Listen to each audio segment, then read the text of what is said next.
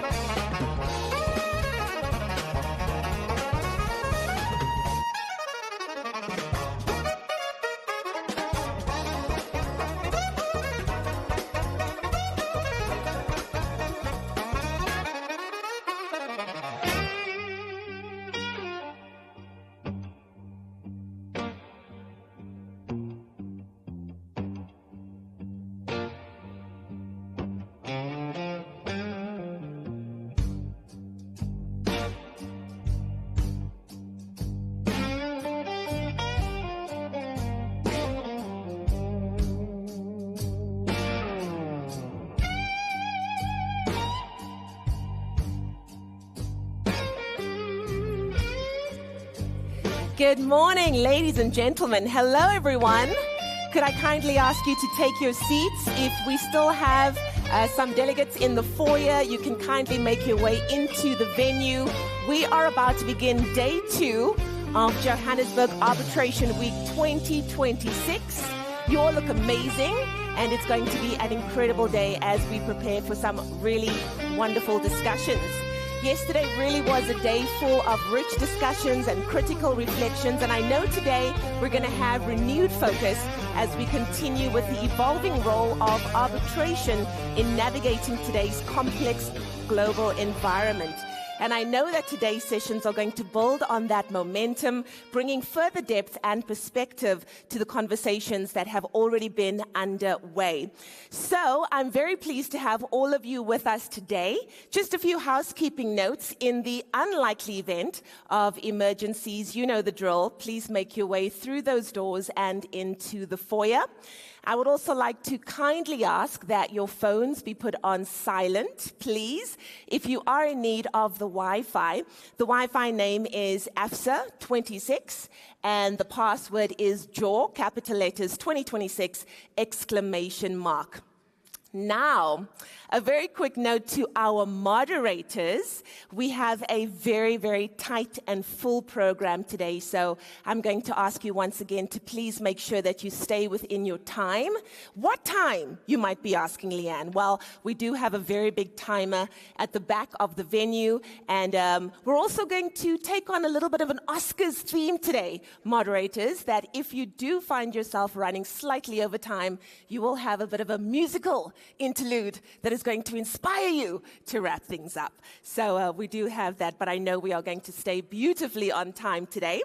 And then also, I would just like to remind you that the official conference brochure can be downloaded via the scannable QR code that you will see throughout the venue, and it's also on our website as well. And then, in the brochure, you can also use the QR code to access key resources from our media partners, including the Global Legal Institute books as well. And then one final note, after lunch, we will not be in this venue, but we are going to be in the two breakaway venues which are on the other side of this room. I would like to encourage you to please take all of your belongings with you, because this venue is going to be prepared for the gala dinner, and I don't want you to miss out on anything. So please take all of your belongings with you. In a nutshell, are we ready for day 2 of Johannesburg Arbitration Week? Can I hear some cheers? Can I hear some excitement? I am. It's going to be wonderful. Now, for our first session today, we begin by examining how uncertainty in shaping opportunity across the arbitration landscape. Leveraging opportunities in times of uncertainty is what we're looking at today. Africa's legislative modernization, BITs, and increased judicial support for enforcement explores the evolving legal frameworks, investment dynamics, and enforcement trends influencing dispute resolution in Africa. Here to lead that conversation, please help me in welcoming our moderator today, Clement Mkiva, co-head of litigation Bummins, followed by our panelists, Gerard Rudolph, Jonathan Barnes, John Kawana, Brian Mombosho, as well as Akshaf Musati. Please put your hands together for our moderator and our panelists.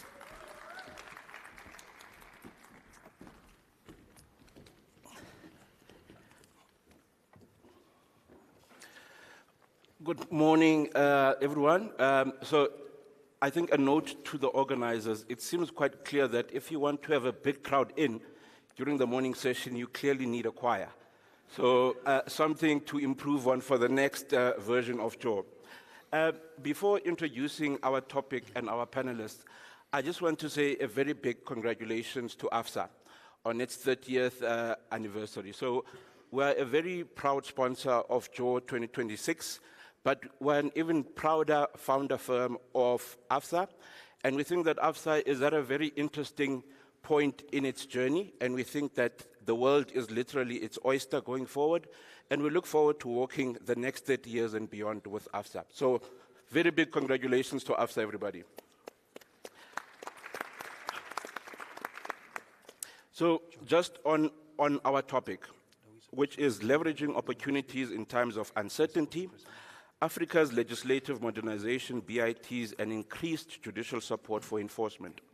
So I just want to maybe just locate us as to why we chose this topic and to unpack what it means. So Africa is making its mark on the global arbitration ecosystem.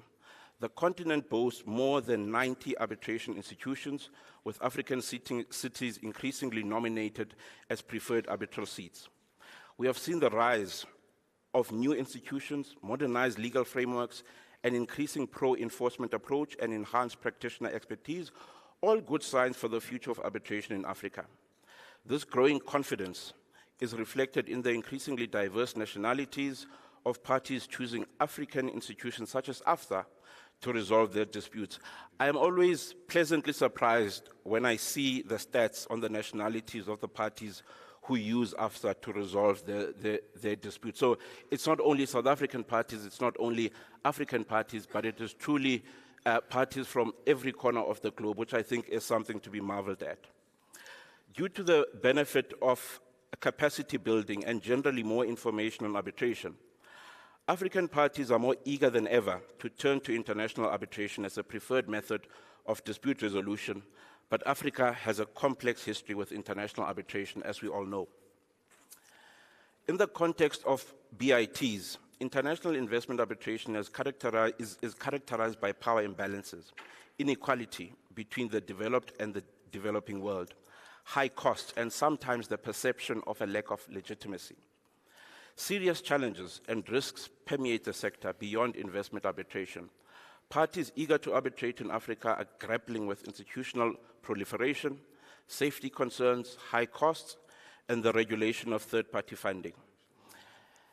As the world faces old and unprecedented challenges, the aim of this session is to check the pulse on how African states, practitioners, and arbitration institutions are shaping African approaches to international arbitration. When we sat around as the Bowman's team to discuss what we would speak about during this panel, there was a temptation to speak about all the negativity that is sort of going on in the world, particularly around multilateralism. But once we got into the perspectives of each one of our speakers from different jurisdictions, it was quite clear that there are some positives in almost each one of the jurisdictions in which we practice. And we thought that we wanted to unpack those positives as part of this panel. So without further ado, I want to introduce my panelists. And these are their abridged versions of their CVs. Some of them, like the gentleman next to me, I think has been studying his whole life. So if I was to speak about his CV, you would be here the whole day. So I'm going to start with Gerard Rudolph, who is a senior partner in Bowman's Dispute Resolution Department in Johannesburg. With over 25 years' experience advising clients on complex litigation, arbitration, and investigation and risk management matters across Africa and internationally. He is widely recognized as a leading disputes lawyer with deep sector expertise in mining, energy, infrastructure, financial services, construction, and restructuring and insolvency, and has consistently been ranked in top legal directors for nearly 2 decades. Next to him, we have Jonathan Barnes, who is also a partner in Bowman's Dispute Resolution Department in Johannesburg. He specializes in commercial litigation and international arbitration. His practice includes complex contractual and transactional disputes, mining-related matters, and urgent high court applications, with significant experience in the food and beverage sector, and has successfully defended South Africa's largest brewery in litigation and arbitration proceedings. John has acted in numerous cross-border disputes involving jurisdictions such as Botswana, France, Nigeria, Tanzania, and the United Kingdom, in addition to South Africa. Next to John, we have John Kawana, who is a partner in our Zambian litigation practice. John has over 11 years post-qualification commercial dispute resolution experience. John has acted on some of Zambia's most complex and high-profile matters, from competition and tax disputes to class action cases involving wrongful discharge. His experience includes acting as counsel in both local and international arbitration and as an arbitrator in commercial and employment disputes. Next to me, the gentleman who has studied his entire life, Brian Mambosho. He's a partner in our Tanzanian litigation and arbitration practice, specializing in general commercial disputes. He represents clients in high-value litigation and arbitration across contract, construction, aviation, regulatory, and maritime matters.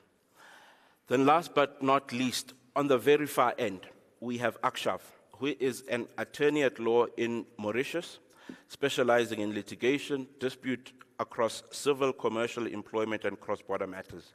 He represents clients at all levels of the Mauritian courts and in domestic and international arbitration, with a particular expertise in enforcing foreign judgments and arbitral awards, cross-border insolvency, and urgent relief applications. So, the first part of the discussion that I'd like for us to unpack is some of the legislative modernization that we've seen in the recent past from some African states. And I'm going to start with Brian to give us a perspective on what's been happening in Tanzania. So in 2020, Tanzania adopted a new Arbitration Act and regulations, which came into effect in 2021. How has the Arbitration Act reshaped the arbitration landscape in Tanzania, particularly in comparison to the regime under the Arbitration Act of 2002? Oh, thank you so much, Clement. Am I allowed? Yeah. Thank you so much, Clement. The new act has actually brought in so many tremendous changes, basically, on the landscape, on the arbitration framework. However, it will take almost an entire hour for me to speak about all those specific changes, and what exactly I'm going to be able to concentrate is on the procedural efficiency, the procedural efficiencies that the new act has brought in upon. And one of the most important things that we may be able to understand is that the act has expressly brought in a mandate to the tribunal, as well as to the parties who are in the arbitration process. They were supposed to adopt procedures that are actually going to avoid delays and unnecessary costs. So this is something which is much far better comparing to the other previous regime on the Arbitration Act, because sometimes proceedings would have taken so much longer time, 6 months to even a year. But now the arbitral tribunals, and together with the parties who are involved in those particular arbitration processes, they have got those specific timeframes in which they're going to be able to deal with. And speaking of the timeframes also, we do have, right now the new act has introduced specific timeframes and measures on how the arbitrators are going to deal with on specific phases. For instance, there are issues with respect to correction of the awards, for instance. If a party would want to correct an award and then the arbitrator is given a specific period, let's say of 28 days. And if you want to have an additional award, you're given another 56 days. So all those will give you, it gives the parties and all the stakeholders involved in that particular arbitration some sort of predictability on their post-awards phase, on how exactly they might be able to venture their own processes. The other aspect is also on the notification of awards. The previous regime had not given a specific time frame on the notification of awards, so therefore only after the completion of those arbitration proceedings, an arbitrator might be able to take regardless number of times. It depends upon his own discretion, and therefore it amounted to so much of delays. But in this act, unless and otherwise the parties would have already agreed, a specific period of only about 30 days has been given from the time when the award has already been issued. So he's supposed to be able to redistribute the copies to the parties within a period of only 30 days.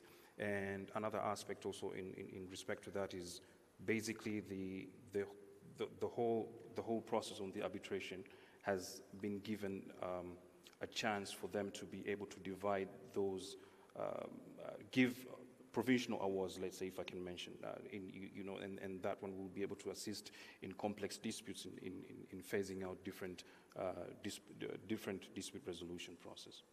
So in most cases, that I might be able to say that those are the procedural effectiveness that has actually been brought in by the Act, and so many others that I might be able to explain further. Yeah. And I mean, do you think all these changes have had a positive impact on Tanzania, and particularly on Tanzania as a seat, people perceiving it as a place where they can nominate as a seat for their international arbitrations?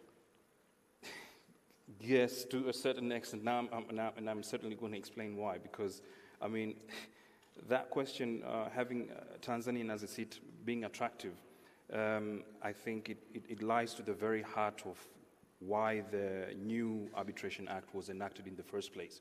And to basically understand the impact, you need to go back again from the beginning, trying to understand that Tanzania has been governed by the old piece of legislation for over a period of 90 years. 90 years we've been having the old piece of legislation. And that piece, it only consisted of about 33 sections, and there was no provisions with regarding to what is an international arbitration. There was no any institutional support. There was no confidentiality protection regimes. There was also no alignment with the instruments where the international arbitration stakeholders will consider them as profound. For instance, things like UNCINTRAL law model. So in that perspective, definitely Tanzania was not an attractive seat to say, but basically after the coming of the new act, it has brought in so many other changes, apart from the other ones that I've mentioned. The new act now had expressly provides for the principle of limited intervention by the courts. Now, in this situation, definitely the parties are now being given some sort of a surety that the arbitration process is going to be respected by the local courts. Yeah. The new act has also given, specifically has defined what is a juridical seat. Previously, we never had those particular aspects in the old Arbitration Act. But the juridical seat has now been defined specifically, so it means now Tanzania are now speaking the same language with any other stakeholders within the arbitration regime in other parts of the world. Other further that I can go is there is also an establishment of the Tanzanian Arbitration Center, so this is the institutional home. However, I can likely say that the institutional home right now is not functional, but it has already been established by the Act. And as I'm speaking now, there are some talks with regarding to how exactly they might be able to put this one through, maybe within this next financial year, coming 1st of July. And there is some sort of discussions within the budget within the Tanzanian government, how exactly they might be able to put it through. So in that perspective, also in consideration of the unified recognition and enforcement regime, together with the adaptation of the New York Convention framework in terms of setting aside those particular disputes. So we finally see that Tanzania has moved itself from a position of I can say a near irrelevance to a potential, to a genuine potential, I can say, with respect to the attractiveness of the arbitration seat. Okay. Yeah. I mean, that sounds very, very positive, but we all know that legislation is only one piece of the puzzle. A very big piece of the puzzle are the courts and how they interpret the legislation. What has been your experience on how the Tanzanian courts have dealt with all of these changes?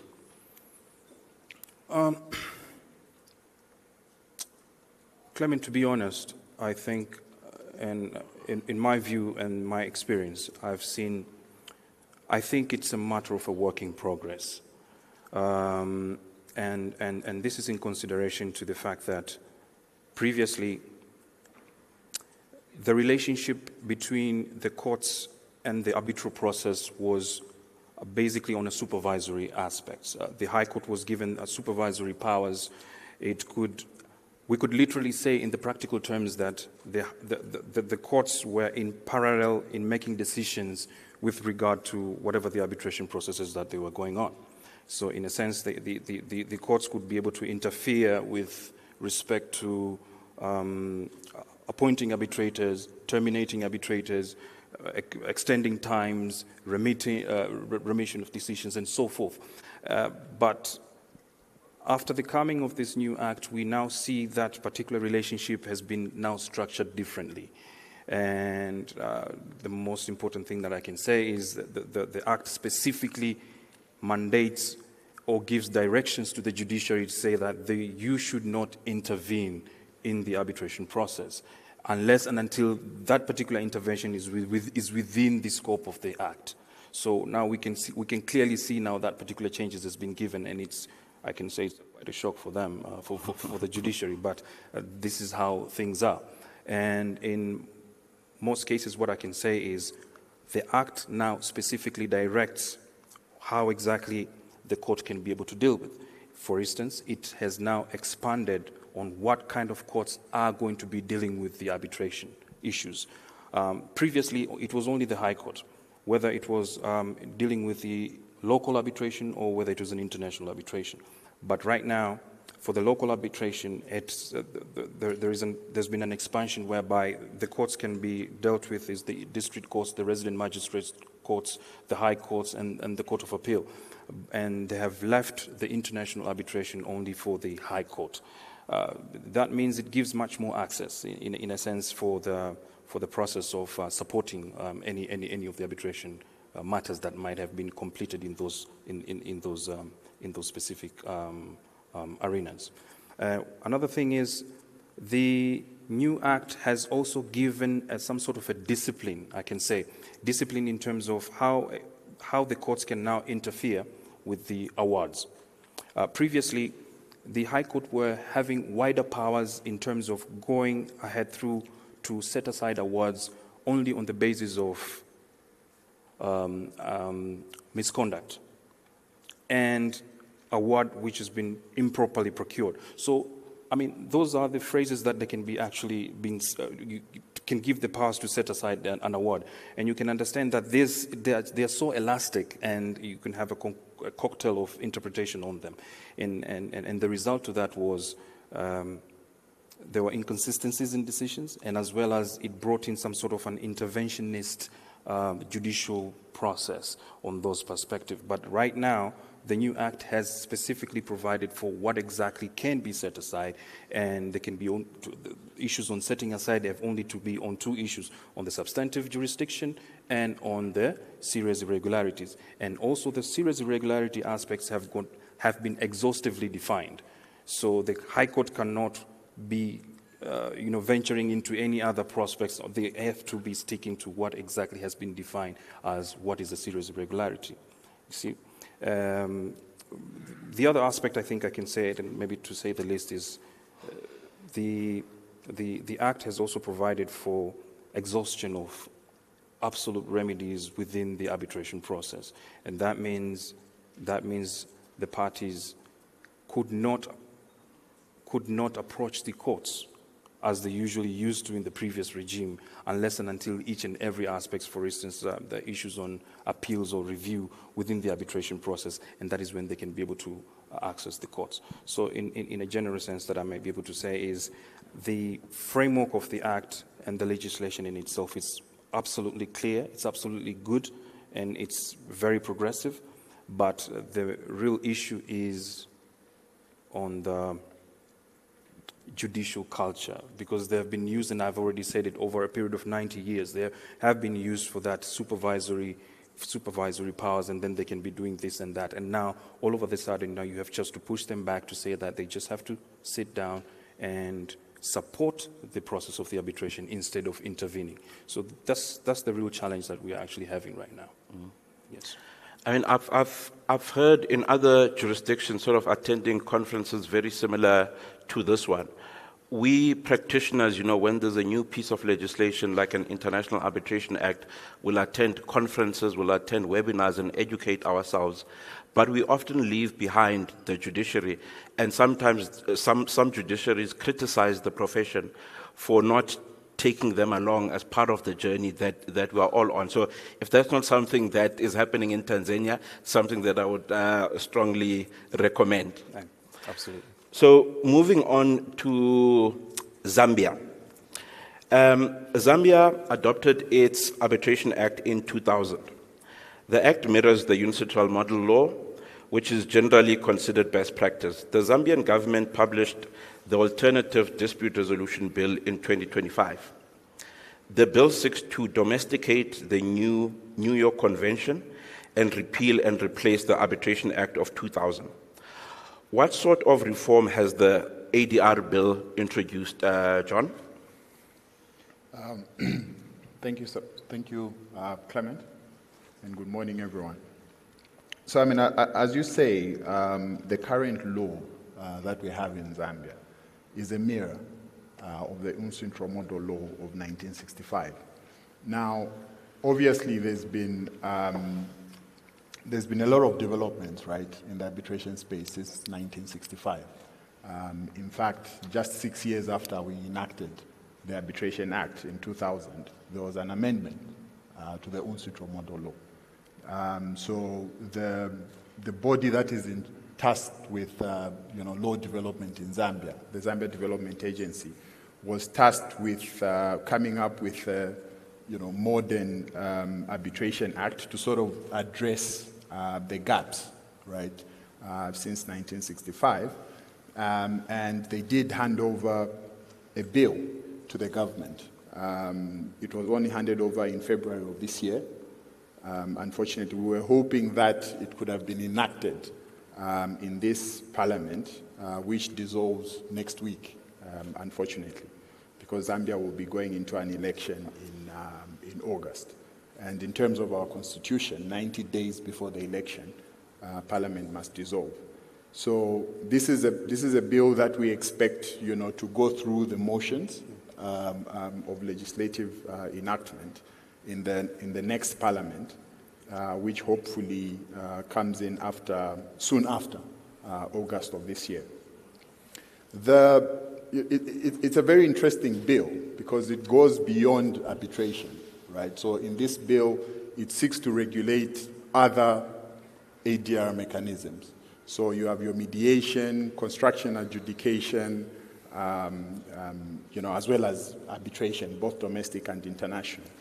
So it's a cocktail of other ADR mechanisms. As far as arbitration is concerned, it tries to, sort of incorporate best practice. So it does incorporate the UNCITRAL model law as it stands currently, as well as the New York Convention. Therefore, you have your modern, jurisdictional rules, provisions around interim measures, confidentiality, and principles of recognition and enforcement. So it sort of enhances, the arbitration regime in that sense. Obviously, if, I'm going to go into the actual things that it talks about, like Brian has said, will probably take a little longer than an hour. But the gist of it is that, it seeks to incorporate the modern practice in arbitration. And in your assessment, do you think that there are any missed opportunities with the bill? Are there certain aspects maybe where they could have gone better, they could have gone further, or could have bettered certain things? Absolutely. The biggest for me is AI, right? I think we are all agreed here that AI is here to stay, right? And everyone is using AI. Even those who are not using AI now will be using AI in the near future. So the AI conversation is only growing, and you already see soft regulations around AI coming in from international arbitral institutions. I think that we missed an opportunity here. I'm not aware of any jurisdiction that regulates AI in their statute, right? We are at a point where we are enacting an arbitration statute, and I thought that the AI conversation, should have been had at this stage, and sort of have some regulation around it, because it's a conversation that we are definitely going to have, right? So rather than wait for such a time when the conversation is being had around the world, we could have sort of been the pace setters in that, and other jurisdictions could have perhaps learned from some of the lessons that we would have would have gained from trying to regulate AI in our statute, right? So that for me is a missed opportunity. The next one is, obviously, the ADR bill seeks to be comprehensive, right, in that it addresses other various ADR mechanisms, but then it only restricts it to the three, right? Arbitration, mediation, and construction adjudication. I thought that, if we are going to, the idea was to regulate various ADR mechanisms, we could have included others, right, such as conciliation, early neutral evaluation, and expert determination. So perhaps that's another missed opportunity. The fact that the bill still needs to go back to Parliament perhaps gives us a window to sort of have these discussions and see if we can bring in these other aspects into the bill, so that it could perhaps be enhanced before it goes through those legislative stages when Parliament comes back after August. Okay. Moving on to a slightly different topic. I mentioned earlier that Bowmans is one of the founding firms of AFSA.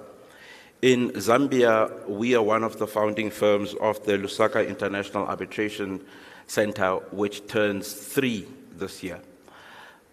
What has been your experience of working with the Lusaka International Arbitration Center over the last 3 years?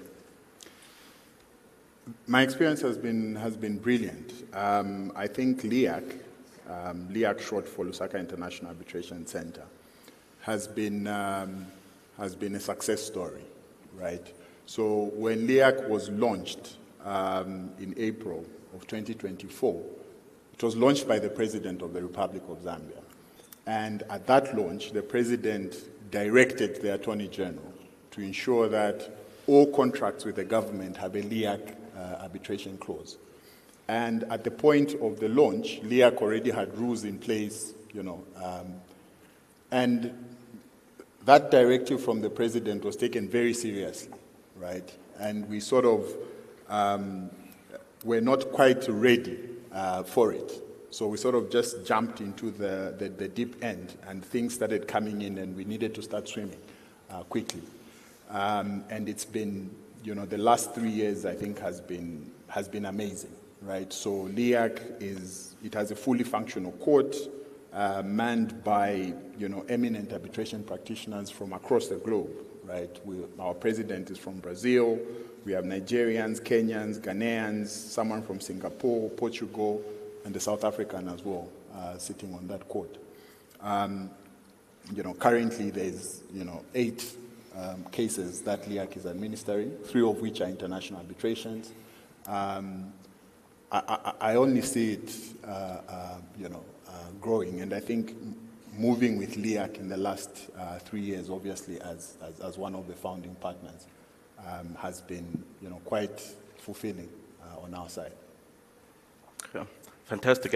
Probably a topic for another day, but this issue about the proliferation of arbitration institutions on the African continent are we moving in the right direction? Should we be rethinking our stance? And I always know that this conversations, it imbues the nationalist in each one of us, but I do think that it's something probably as a continent that we need to start thinking about more critically.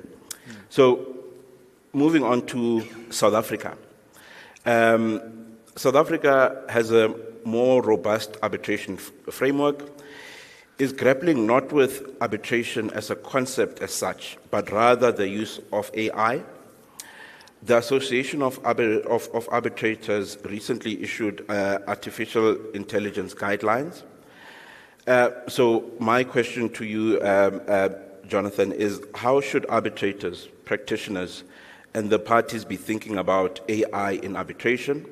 And what are the opportunities that it presents, and what are the risks? Thanks, Clement.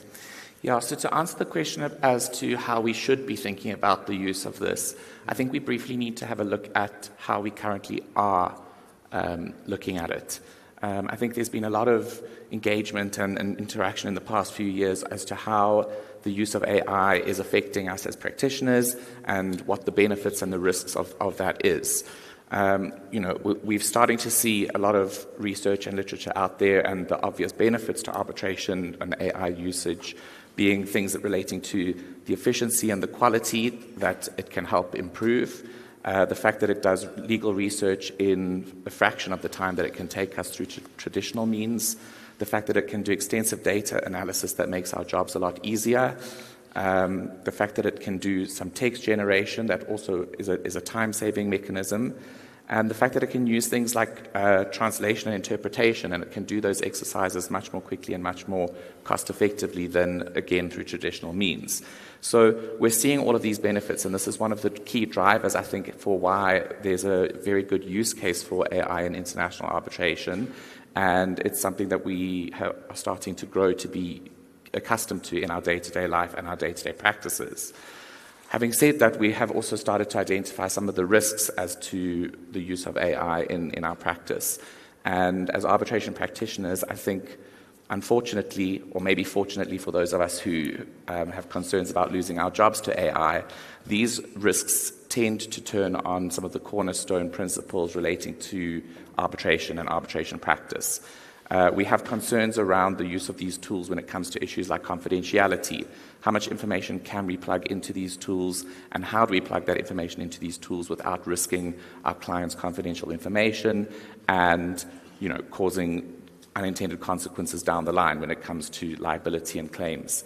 Data integrity and security is a big concern. We know that cybersecurity is a massive issue, and it is something that we are always working hard to counter against, and so that is a risk that we look at. I think the question of impartiality and independence also comes up here. We see people having the discussions about arbitrators delegating decision-making into AI, into the realm of AI, and possibly exceeding their terms of their mandate or not using the independent thought and relying on a machine to give an outcome. Now, obviously, there are safeguards and balances that need to be put in place there, and we see these guidelines that are being put in place suggesting that an over-delegation of that role should not be done. But the question I think that we all are grappling with is, where does that line lie, and how do we deal with that? Another facet to that is the fact that arbitrators, and rather AI, when it comes up with information for us, is only as good as the information that it has. And there is the question or the potential risk of there being bias, not only because it is an AI tool, but because of the information it's fed. Where does that information come from? Is there a Western leaning bias to it, which makes things difficult and complicated in an African context? Who has given that information, and how has that been provided? So these are all of the risks that we're busy looking at that ultimately, I think, lead to the biggest of them, which is, how does that impact on due process as a concept? And as we know, due process is one of the cornerstones of arbitration, and do we have aspects there? So that's how we have been looking at it. So the question then is, how should we be looking at it? I think we know that John rightly made the point. AI and arbitration is here to stay. AI is here to stay in our lives. We need to find a way to work with it and to improve our offering on a day-to-day basis. And I think the way I see it is that we need to come up with a way to use and integrate AI into our daily lives in a manner that is ethical and practical. Now, I saw some recent literature that suggested that there could be the institutionalization of AI ethical review committees. It was interesting to me because we've had previous conversations that seem to suggest that, as we've moved through life, we went through a second, third, and fourth industrial revolution, and we needed to adapt to different ways of working and different ways of, generating income and operating as human beings. Now, I think that we're at this point in arbitration where the more we use and implement AI into our day-to-day lives and practices, the more we're going to see scope for other realms of integrating and performing work. So one of the suggestions that I came across was that in instances where we're using AI and it's assisting with producing cases, producing awards, there's the possibility that we may be looking at situations where AI involvement in awards gets challenged. And where those challenges come about, how do we then deal with those in a manner that is responsible? And there's a suggestion that there's two stages that we could go through. The one is you could have an ex-ante review, in which case a committee is established to review AI-assisted draft awards before they are issued, and it can help tribunals identify any ethical or procedural risks before that award is published. The alternative is that you could have an ex post review, which is that the committee could assist courts and enforcement authorities by providing neutral technical assessments when awards have been challenged. My interpretation of this is that it's not an either-or situation, but rather possibly both operating together. In some instances, you may need that review to be dealt with in advance of the award being published. In other instances, you're never going to always be able to safeguard against a challenge to an award, and in that instance, you may then need that ex-post review available there. So I think in terms of how we should be thinking about these things, it's forward-looking. We know AI is here to stay. We want to involve and incorporate it into our daily practices, and it's doing that in a practical and responsible manner. Okay. We have lots of people as part of the audience members who are either part of institutions or who work for government. I want to ask you, what do you think those people should be doing to better regulate technology in general, but also including AI in relation to arbitration? So AI, the regulation of the use of AI is certainly something that I think is up in the air at the moment. We've seen the guidelines, we've seen the input that people have, and John also mentioned, we kind of have the soft law approach to it at present.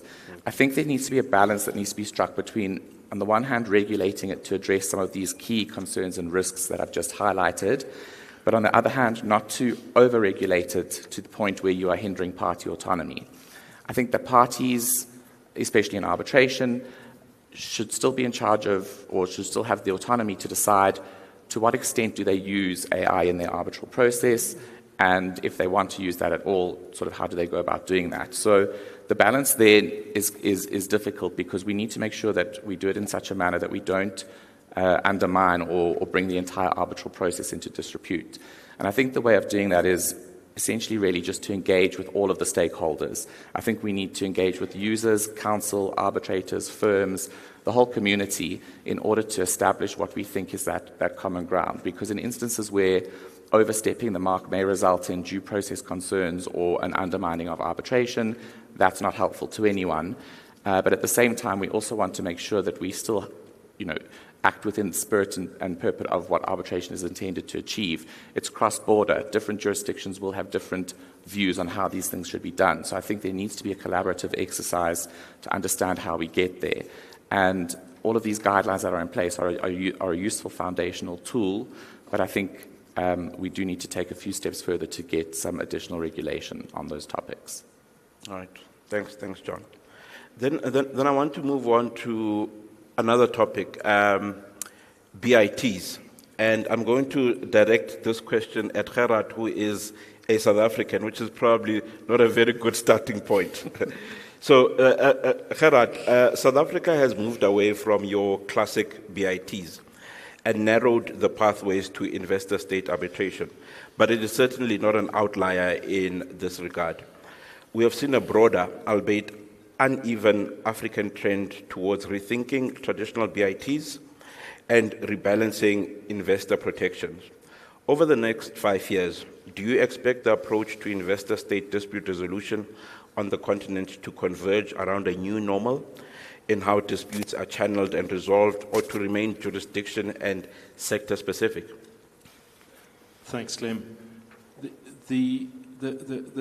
As you say quite correctly, the South African position is, and while it was at the time when the South African government first decided to move away from the various BITs that had been concluded in the course of the 90s to more of a sovereign emphasized domestic dispute resolution mechanism, at the time was considered to be quite controversial and was criticized in many respects in so far as it impacted on investor certainty and notions of accountability by South Africa as a sovereign state and an international investment destination.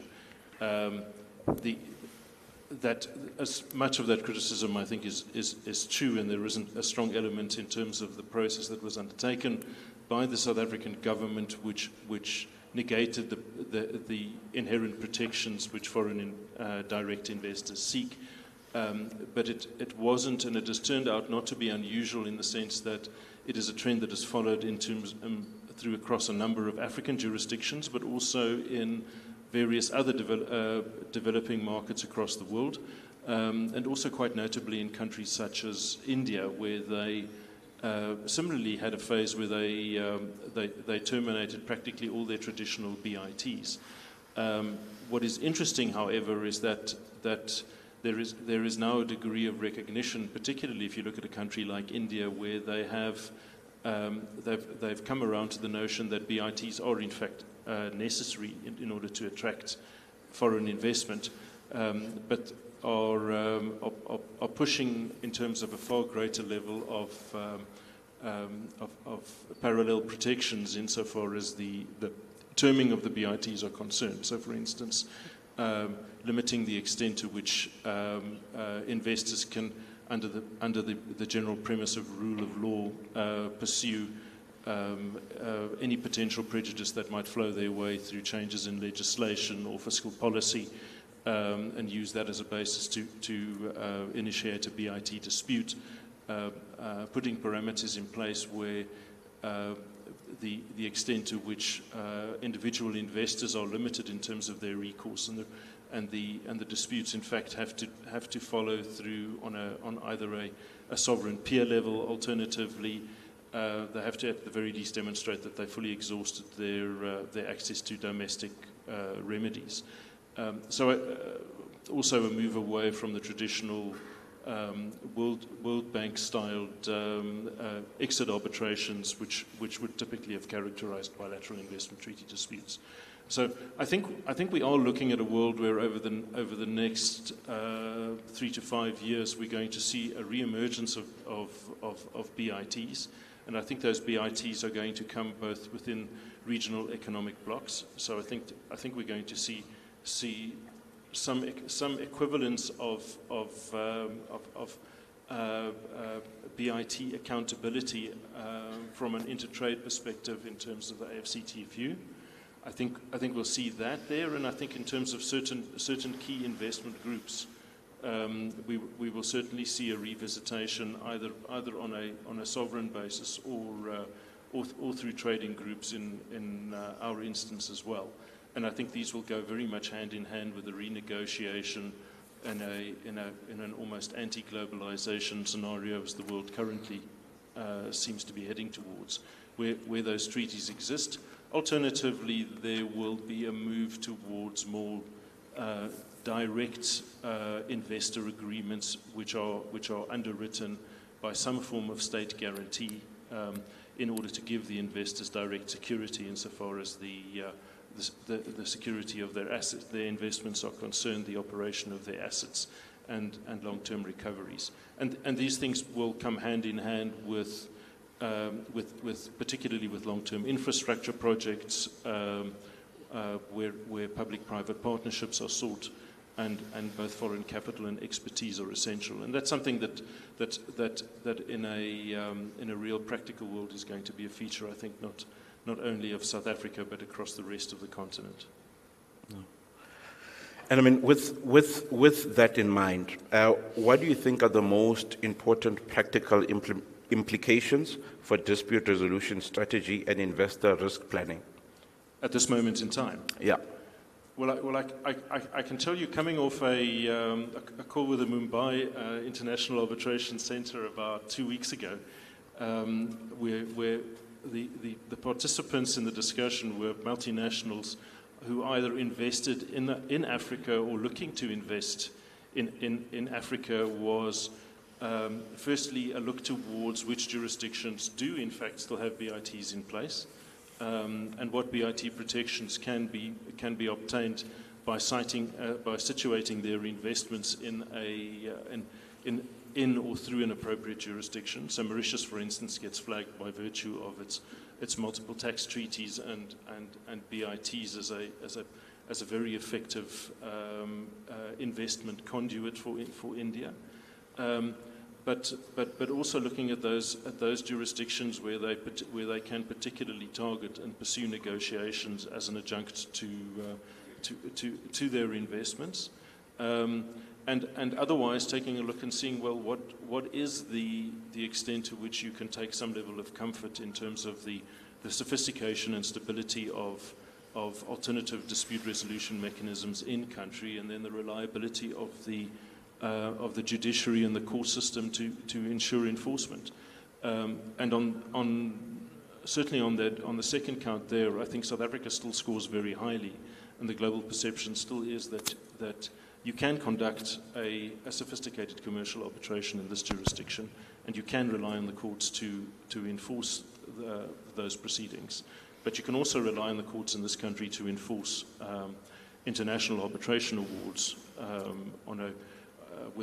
without any particular concern as to sovereign interference or potential influence on the judiciary. So, in that context, resorting to international arbitration fora as a selection for dispute resolution, that is very real. Where there are sovereign issues and issues around sovereign conduct, talk to any banker and funder, and they'll all tell you about how many more conversations they're having with underwriters in terms of sovereign risk insurance, which is the other element which then weighs in as yet another cost to consider on the financing of projects across the African continent. So I think those are really the core evaluation issues from foreign investors' perspective. Yeah. All right. Thanks, Harald. And you've mentioned that one of the core ingredients is judicial support. And with that, I'd like to move on to Mauritius. Mauritius has ambitions of establishing itself as an arbitration hub in the African continent. My question to you, Akshav, is the legal framework in place sufficiently robust to keep pace with this growth in international arbitration? Thank you, Clement. I would say that the Mauritian judiciary benefits from a robust legal framework already of high quality standards to facilitate arbitration in Mauritius, and that is all due to ambitious legal instruments. And I'll go directly to the legal frameworks in place. We have the International Arbitration Act of 2008, which was last amended in 2013, and the Act essentially is based on the ancestral model law, save for a few targeted enhancements. We have also the Supreme Court International Arbitration Claims Rules 2013, which sets out the procedural rules for handling of arbitration-related matters before the Supreme Court. And we have the Convention on the Recognition and Enforcement of Foreign Arbitral Awards of 2001, implementing the New York Convention. And of note, Mauritius has withdrawn its reciprocity reservation, which essentially means that Mauritian courts will entertain enforcement application for awards from non-signatories jurisdiction of the Convention. So, despite the International Arbitration Act having been amended in 2013, it is modern enough to stand the test of time. And with these legal frameworks in place, it clearly shows that the Mauritian policymakers had a volonté politique from early on to have a modern legal framework to keep up with the pace and growth in international arbitration. And thanks to that, Mauritius has recently been recognized by Delos Dispute Resolution, a Paris-based international arbitration center, as a safe and effective seat of arbitration, alongside the major hubs like London, Paris, and Geneva. And it is actually the only African country to be on that list. To answer your question, Clement, I think yes, Mauritius has a robust legal framework in place. Okay. And what are your thoughts in regard to the unique approach that Mauritius has adopted in terms of only having designated judges hearing cases relating to arbitration, and how effective has that approach been? I think it is a perfect way to put it, because it is a unique approach and a rather distinctive feature of the Mauritian arbitration framework. The International Arbitration Act provides that the Chief Justice shall nominate 6 judges out of a total of 21 sitting judges of the Supreme Court to act as designated judges to hear all matters arising out of the International Arbitration Act. If we were to look at the other comparable jurisdictions who have adopted the UNCITRAL model law, none of them have that designated judges concept. So essentially, what that translates into is that every arbitration claims are heard by 3 designated judges out of the pool of 6 designated judges. So we have, for a minimum of 5 years, 6 designated judges working together on all arbitration claims. And what are the benefits to that is that we can expect from them consistency and predictability in terms of how they approach arbitration claims, which leads to a rather coherent and stable jurisprudence.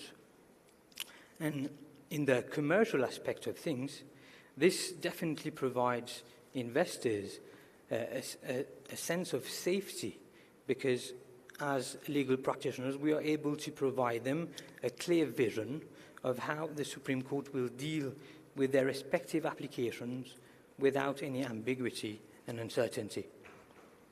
Okay. It's good to have a stable and coherent jurisprudence, provided that it is pro-arbitration and it is good for the market. But with all of that legal framework in place, how would you characterize the approach of the Mauritian courts to the enforcement of international arbitral awards? I think you've said it well enough.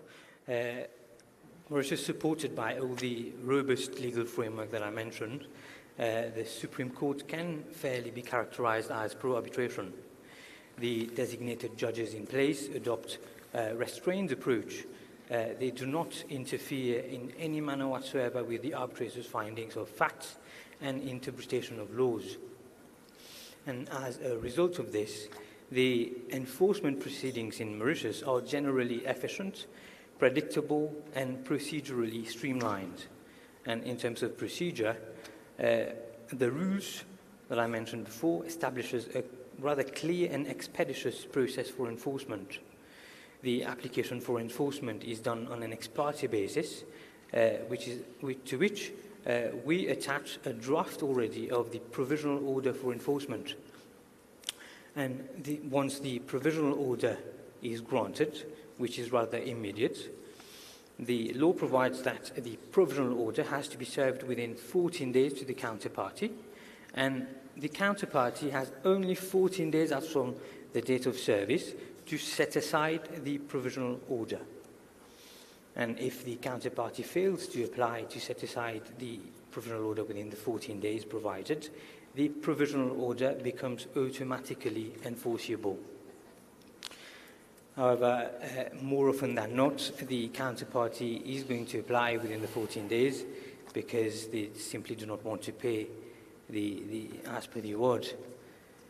So, in terms of that, the enforcement is rather swift.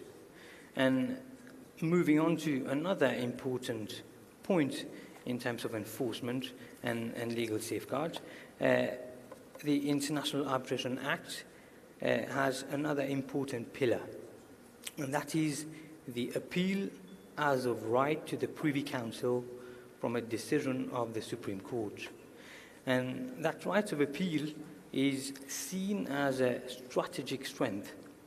It provides an additional layer of judicial assurance, reinforcing investor confidence in that ultimately decisions of the Supreme Court can be reviewed by a world-class and neutral appellate body.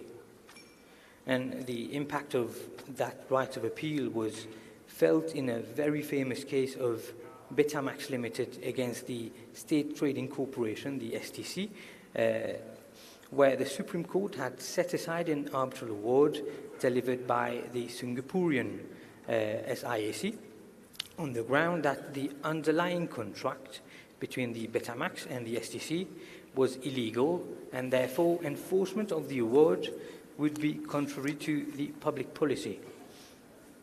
On appeal to the Privy Council, which was granted, the Privy Council reaffirmed a fundamental principle that the court should not reopen the merits of a dispute under the guise of public policy, and also that the standard of public policy to be applied is rather the international public policy instead of the local public policy. And what happens with the Privy Council being the apex court is that following the judgment, the designated judges consistently apply the reasoning of the law lords in their judgments, thus reinforcing their pro-arbitration approach. And when we look at what has been discussed, we can easily say that Mauritius positions itself as a very credible, stable, and arbitration-friendly jurisdiction. Thanks, Akshay. I mean, just in summary, there is a lot clearly that is going on the African continent, and I think quite a lot to look forward to as to where some of these things will land up. I'm particularly interested to see how the bill will be implemented in Zambia, for example. I'm also interested to see what this new future of BIT Lite looks like if we do eventually get there. So there are lots of interesting things to look out for, but maybe if I can give each one of my panelists just 30 seconds just to give your highlights on what you see as the future of arbitration in your specific jurisdiction. You can go first, Brian. Thank you, Clement. In my view, I think, as I've previously mentioned, the framework has already been set, and I believe it's just a matter of time and the training of the judges and having much more understanding with the whole peers who are dealing with the arbitration process. And I think it will be just a matter of time for Tanzania to completely elevate itself in the realms of Elena, like the Singaporeans and the AFSA situations. Yeah. Thanks. John? Yeah, I think quite, I would agree with what Brian just said. I also see, you see, the whole ADR conversation in Zambia is quite big at the moment, right? So it started with a push towards mediation, court annex mediation. Now there's a very strong discussion around arbitration. And I think to your point, what perhaps we should start thinking about is to bring in the judges more into the conversation, because ultimately, the buck sort of stops with the judges, right, in terms of enforcement of the outcome of arbitration. So I do see that conversation just growing in Zambia, and I think that, from the stakeholder side, there's a little bit more that we need to do to bring the judges more into the conversation. Thanks. Jonathan? Yeah, for me, AI in arbitration is here to stay, so I think we need to embrace it. The South African courts have already condemned the negligent use of AI, particularly where, false authorities get submitted. So for me, it's a question of embracing it and using it ethically, responsibly, and practically moving forward. I don't think it will replace human judgment, but it's definitely there to support us in the way we move forward.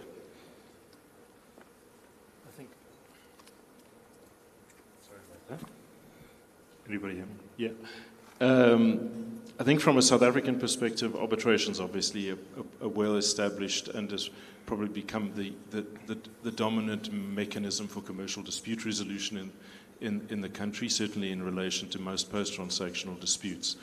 I think what we are seeing as an ongoing trend in terms of the manner in which arbitrations are being conducted, I think there's a growing appreciation for administered arbitration versus ad hoc arbitration.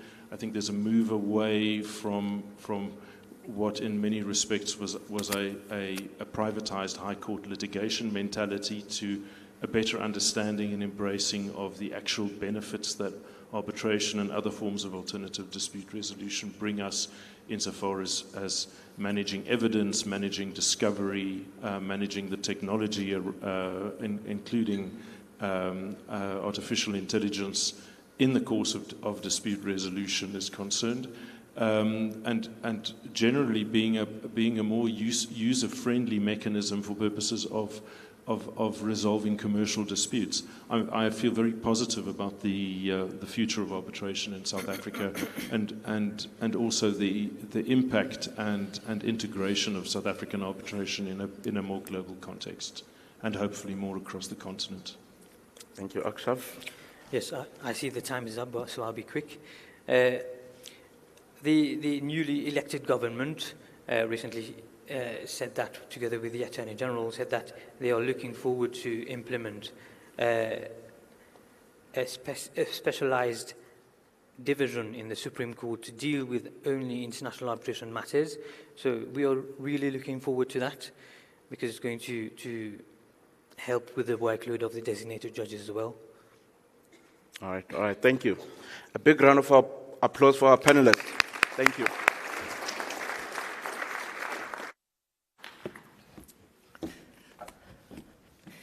Thank you so much. Could I ask for one more round of applause? Very well done, our moderator and our panelists. That was a very insightful session as we explored the evolving legal frameworks, investment dynamics, and enforcement trends influencing dispute resolution in Africa. Now we are getting ready for our next panel as we turn to AFSA's role within the global arbitration ecosystem in a session titled AFSA in the World, the Architecture of International Arbitration Practice.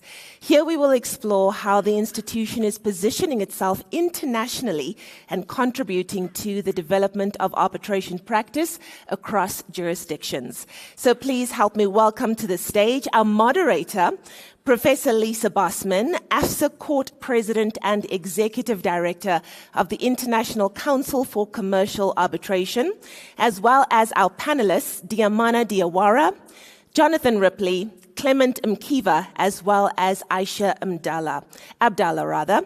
Now, while our panelists are being mic'd up, I would like to call our moderator to the stage to kickstart our session.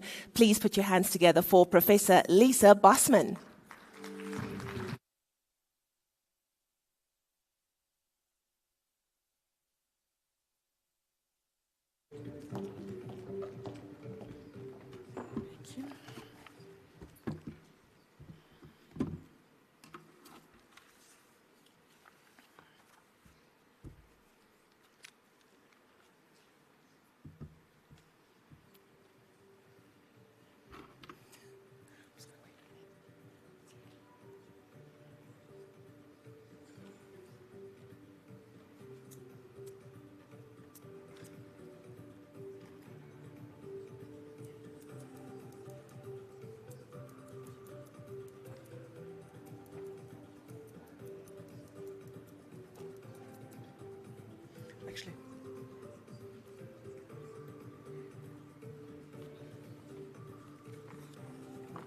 So thank you very much for those very kind introductory words.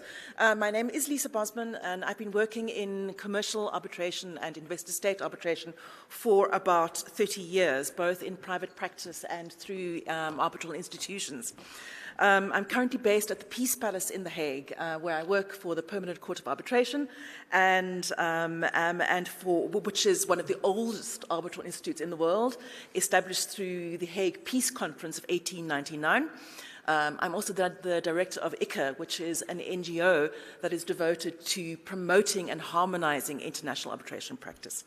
I teach at the University of Cape Town, and as Leanne pointed out, I'm very honored to serve as the current president of the AFSA International Court since December of last year. So yesterday we heard a great deal about different forms of dispute resolution, including geopolitical conflict resolution, mediation, domestic arbitration practice.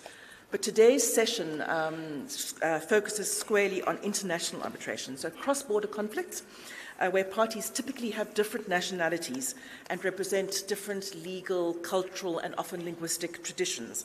So that's the kind of case that is administered by AFSA International in its international section under the AFSA International Arbitration Rules of 2021, all under the supervision of the AFSA International Court.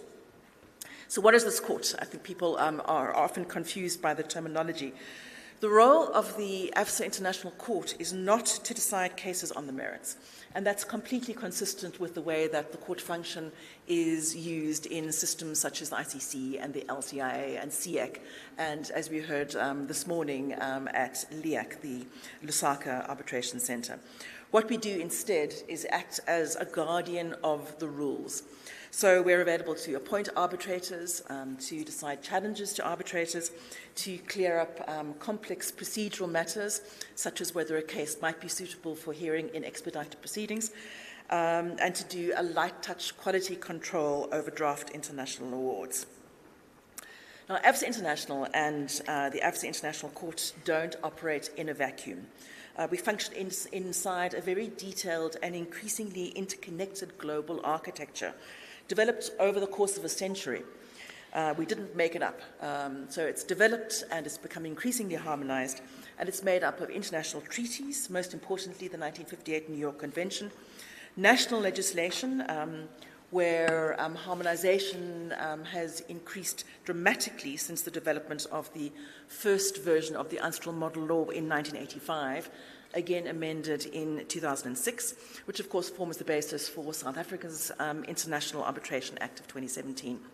And then this architecture is completed by institutional rules that converge around recognized best practices, that learn from other developments within the global system, and of course a growing body of soft law that increasingly shapes our and uses expectations of what it means to be fair, to be efficient, and to produce products that will be enforceable in every court across the world. So I'd like to just do a quick little straw poll, because I think we all participate in the system to a greater or lesser extent. So question number one, and you can simply raise your hand. Who here has enforced an arbitral award? Most people, okay. Who here has handled an arbitration in whatever form in a model law jurisdiction? Okay, that's actually a much larger number of people. And who has handled an arbitration under the ICC rules, the LCIA rules, the SIAC rules, the AFSA rules? Okay, that's nearly everybody. Right, so we all operate within this system, this increasingly harmonized and increasingly interconnected system. And here to discuss how exactly it all hangs together, I have a dream team panel composed of 4 members of AFSA's International Court.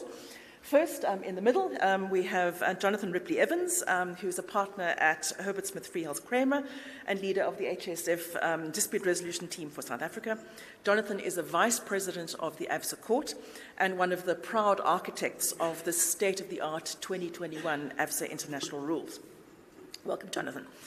Second, and closest to me, we have Diamana Diawara, the former Director for Arbitration and Dispute Resolution for Africa of the International Chamber of Commerce in Paris, the ICC, who has recently established an independent practice as arbitrator and counsel at Talex International. Diamana was appointed to the AFSA International Court this year, and she brings with her a wealth of technical arbitration knowledge, a real commitment to the growth of arbitral practice in Africa, and a personal dynamism, as you all know.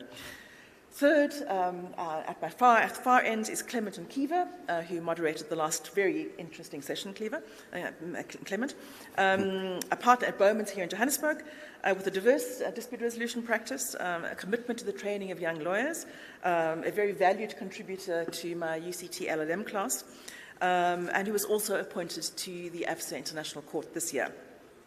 And lastly, but very much not leastly, we are joined online. Aisha, I can see you here, and I see that you're also on the screen, by Aisha Abdallah, who's joining from Nairobi. Aisha is a partner at ALN Kenya. She's a member of the ICA Governing Board, and she was also appointed to the AFSA Court this year. So in the next hour, we'll be exploring 4 themes. The first is, what is international arbitration's operating system? The second is, how has that system achieved a quite impressive level of harmonization and predictability?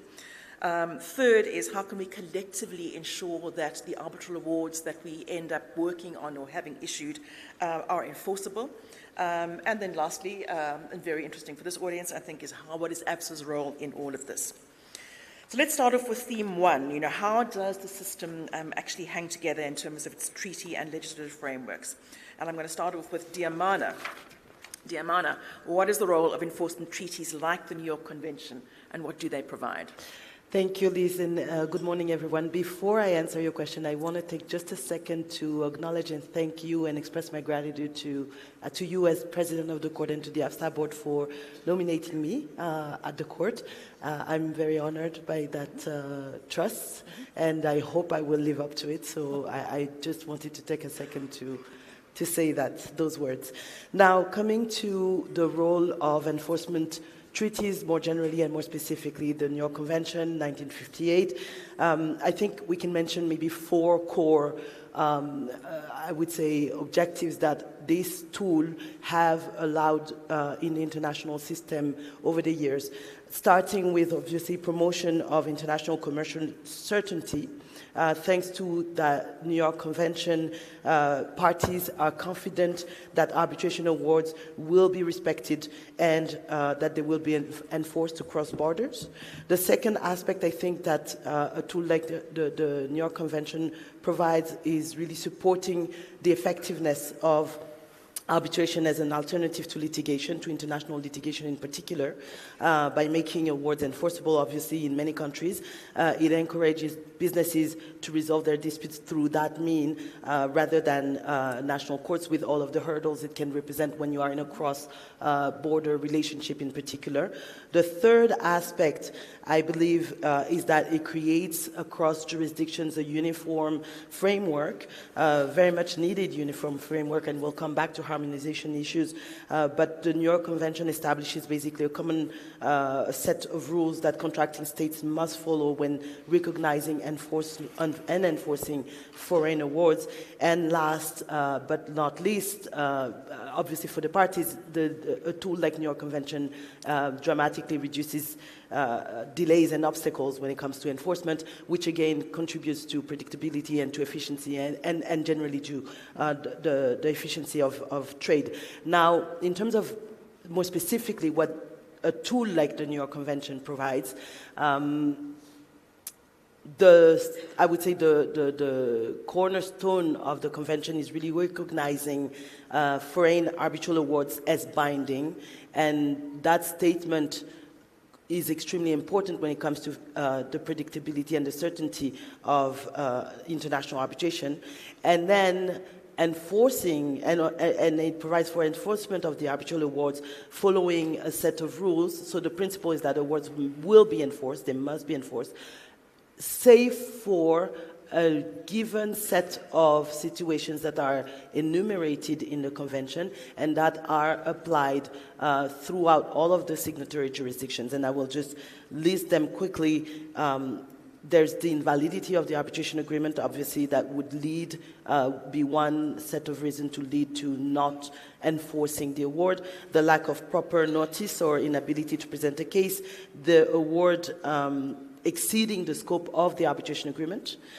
The improper compensation of an arbitral tribunal, and there you have both issues of constitution itself, but also conflicts of interest. The award that would not yet be binding or has been set aside in another forum, and the fact that the award conflicts with public policy, and that's, I think, one of the major ones, especially when the New York Convention, and where you see maybe more variations in how the New York Convention is being applied across jurisdictions, and we'll come back to that as well. Just to wrap that up, I would say that in terms of the global reach of the New York Convention, now today we have over 170 signatories. More than 50% of the countries of the African continent are signatories, more than actually 75%, I should say.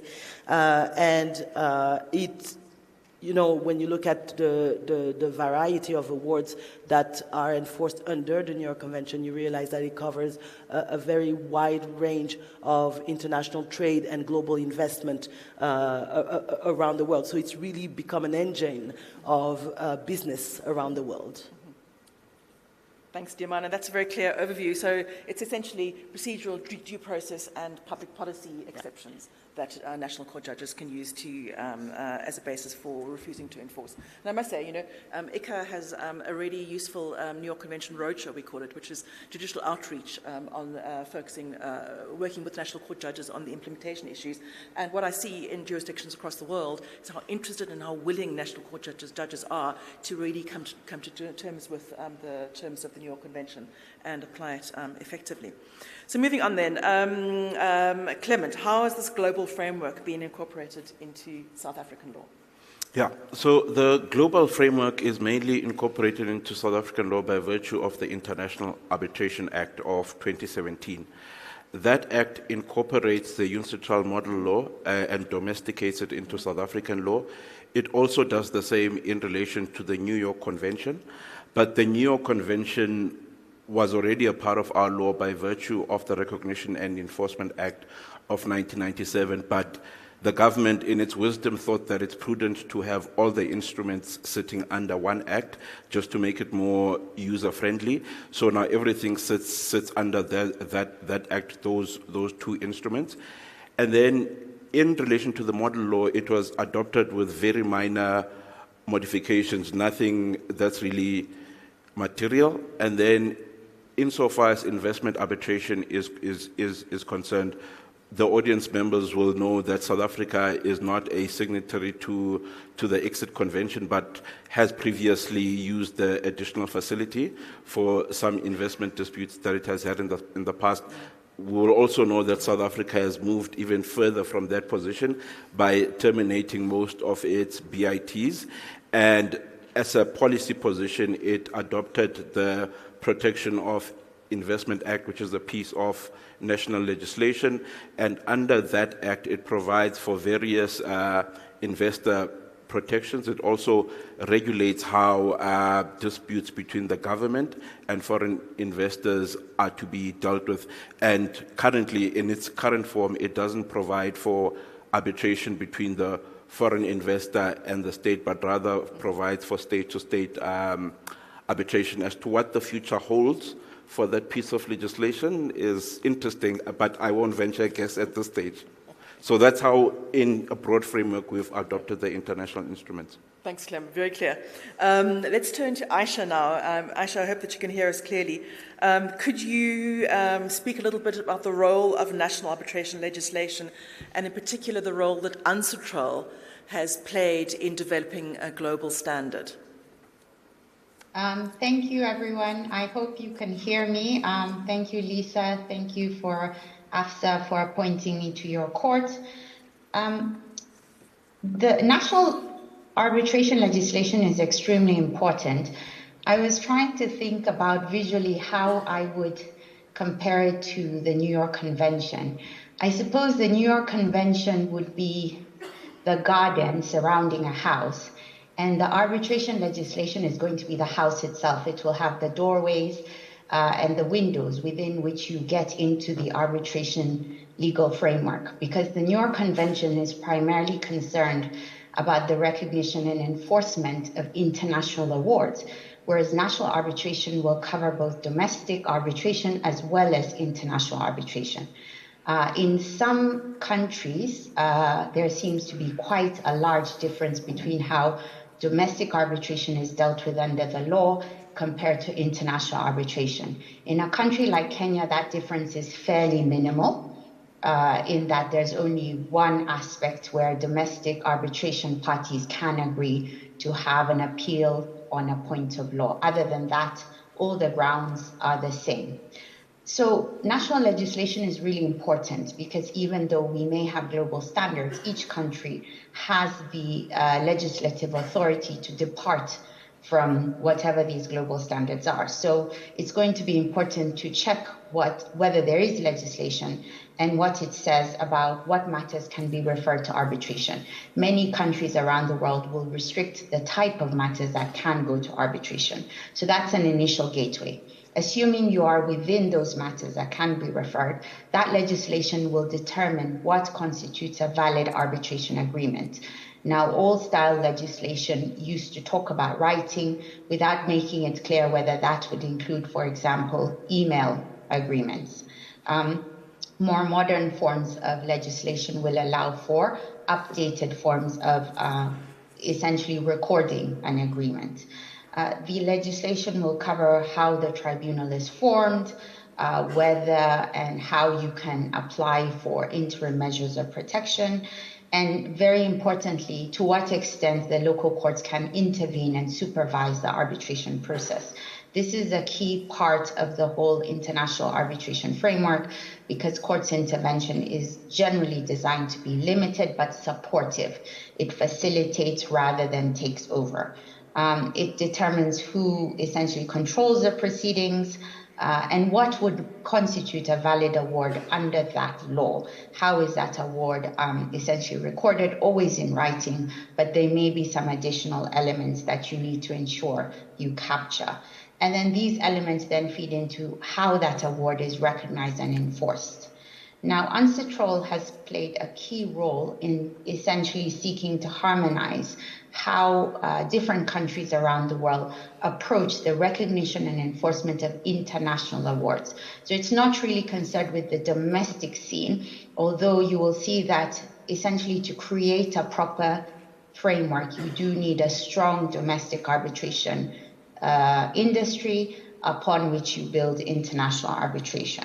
So UNCITRAL has two key instruments, which is firstly the model law, and it has a status table. So when I looked yesterday, 93 states out of 127 different jurisdictions have been listed as having essentially model law arbitration legislation, which means you might have some minor departures. For example, Kenya has a reciprocity reservation, which is allowed under the New York Convention, which means Kenya will recognize and enforce international awards to the extent that the award of that country, if Kenya were to take its own award there, it would also be mutually recognized and enforced. So you would have minor departures, but to the extent you could rely on having a model law. And then it also adds to this arbitration rules. These are particularly useful where you are essentially having to run an arbitration in a non-model law country, so a country that doesn't have essentially this type of supporting legislation, or where you have ad hoc arbitration, which is not administered and supported by a specific center. And these two laws, particularly I would say the arbitration rules, they're widely used across the African continent because anecdotally, the majority of arbitrations in Africa are actually ad hoc arbitrations. They're not necessarily being administered by centers. And then, of course, we have model law countries across the continent, not uniform, not even within the region, but where you don't have that law, then the rules are going to be even more important than before. So I'll stop there. Thank you. Thanks, Aisha. So we have a very solid treaty and national legislation framework implemented in South Africa in a very modern and internationally compliant way. But then moving to arbitration rules, which will complete the framework. Jonathan, how does that work? Thanks, Lise. I think we've heard quite a bit about the legislation and the treaties and the like underpinning that legislation. If we view that from the outside, what we see is the structure, the external structure. Aisha's sort of described that as the external walls of the house. That is how the courts would interact with the system of arbitration. The institutional rules tells you what it looks like from the inside. That's where we start filling up the structure. We've got the external walls, we've got the boundaries beyond which we do not extend, but then we start dividing up our house. We start creating bedrooms, bathrooms, and many houses around the world will look very similar. Many houses will have a bathroom and a kitchen. They may look slightly different, but the general characteristics are very similar. And I think that touches on the harmonization point. And we're going to explore that in a moment. But the institutional rules then provide the filling. They provide the internal workings, the view from inside the operation of arbitration as opposed to the external view from a court's perspective. And I think that's, the simplification of it. Yeah. No, that's great. So we've got this really quite complete structure. We all operate within that structure. And what is remarkable about the structure is how it has become relatively harmonized over the last perhaps 3 to 4 decades. So let's dig into that in our second theme and look more closely at how the courts and the legislatures and the arbitral institutions have collectively learned from each other in a rather iterative process in order to create a system that is largely harmonized and creates a level of predictability, which is, of course, important for commercial parties.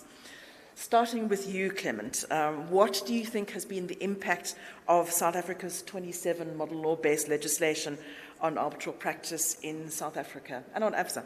Yeah. So the model law incorporates global best practices, and I can safely say that that was a watershed moment for South Africa in relation to international arbitration, because it's had a positive impact on so many fronts, which I want to touch on.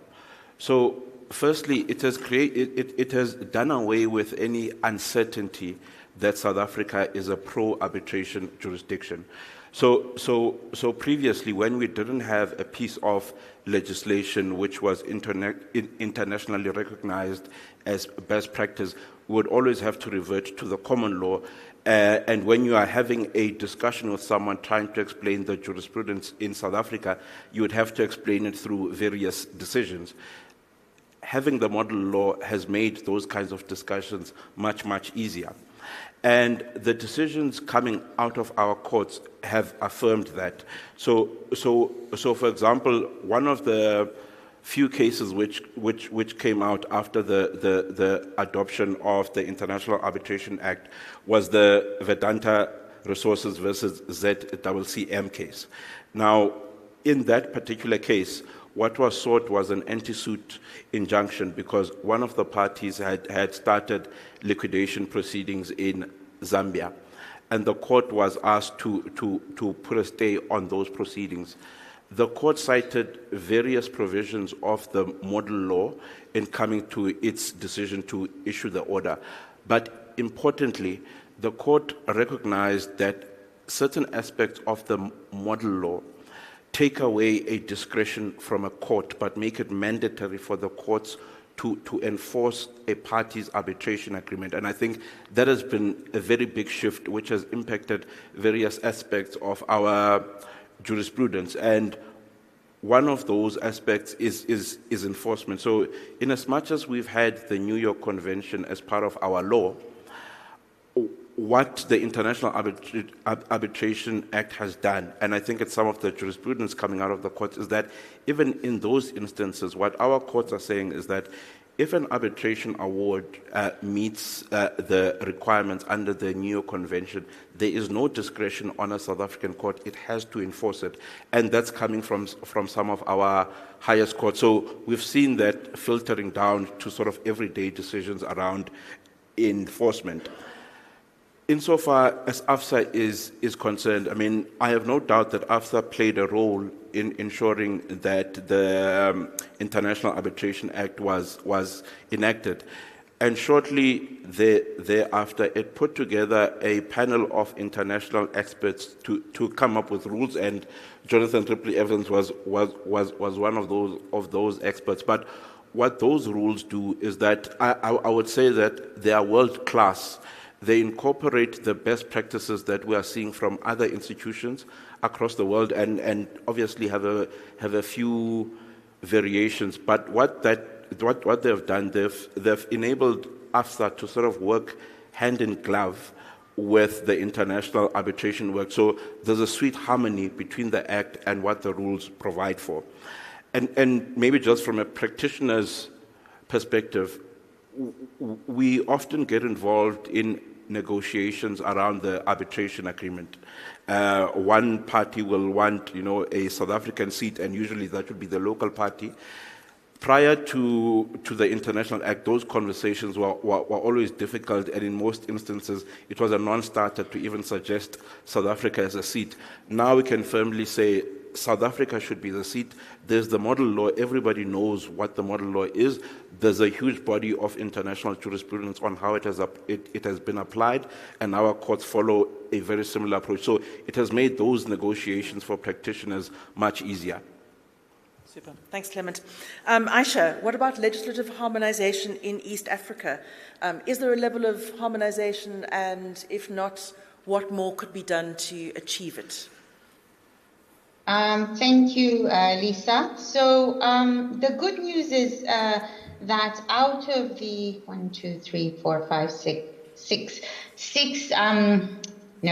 7 countries within the East Africa community, the majority of them all of them have signed the New York Convention.